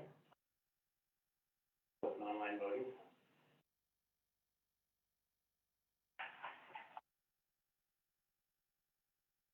Online voting is open.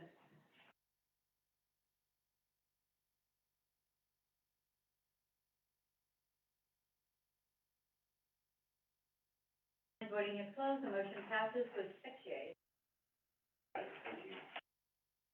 All right, the next thing on our agenda is item J, which is a resolution, repealing our resolution, Vice Mayor Wells. I move to approve a resolution repealing Resolution 10/2020, which authorized an amendment to the fiscal year 2020-21 budget due to a clerical error.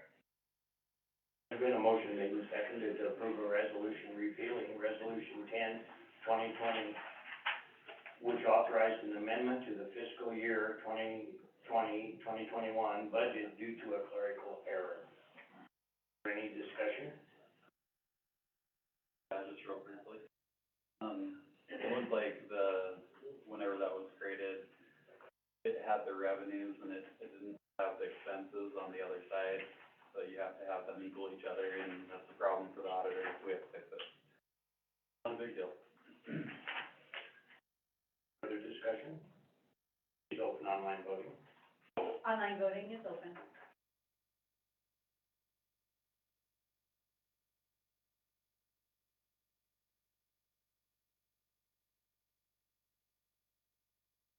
Online voting is closed, the motion passes with 6 yeas. Thank you.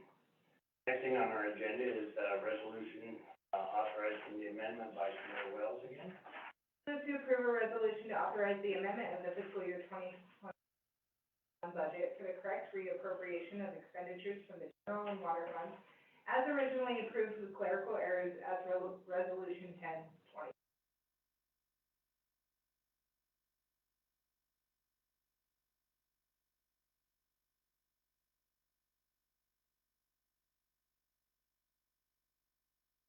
The line, I'm sorry. There's been a motion made and seconded to approve a resolution to authorize the amendment of the fiscal year 2020-2021 budget for the correct reappropriation of expenditures from the general and water funds as originally approved with clerical errors as Resolution 10/2020. Is there any further discussion?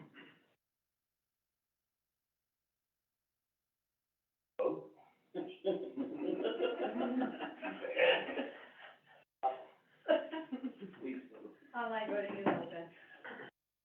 Online voting has closed, the motion passes with 6 days. All right, the next thing on our agenda is an ordinance, which would be the first reading. Councilman.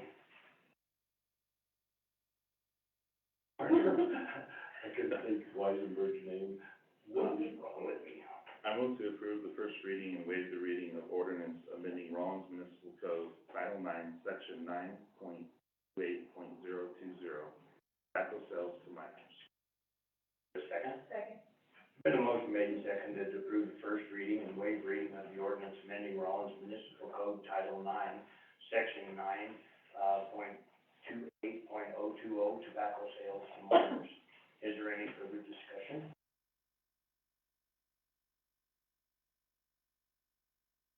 And voting. Voting is open.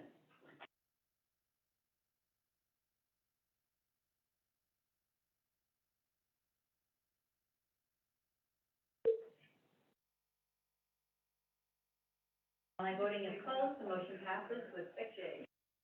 Thank you very much. The next thing on our agenda is, an executive session. Vice Mayor Wells. I move to enter into executive session at 9:41 PM per Wyoming statute 16-405 to consider or receive any information classified as confidential.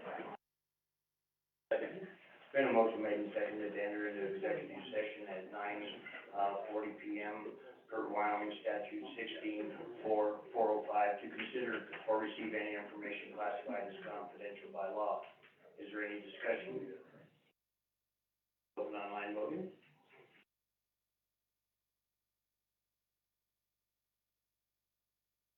Online voting is open.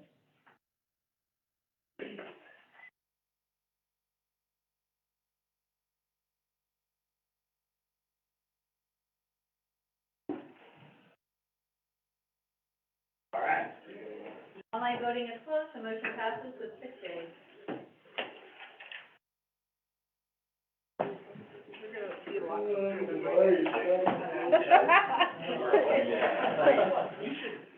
Always that high. Yes, that. What would you like? A large good. A large Mountain Dew? All right. All done for breakfast? Uh-huh. Oh, nice. You gotta tell me where to find it.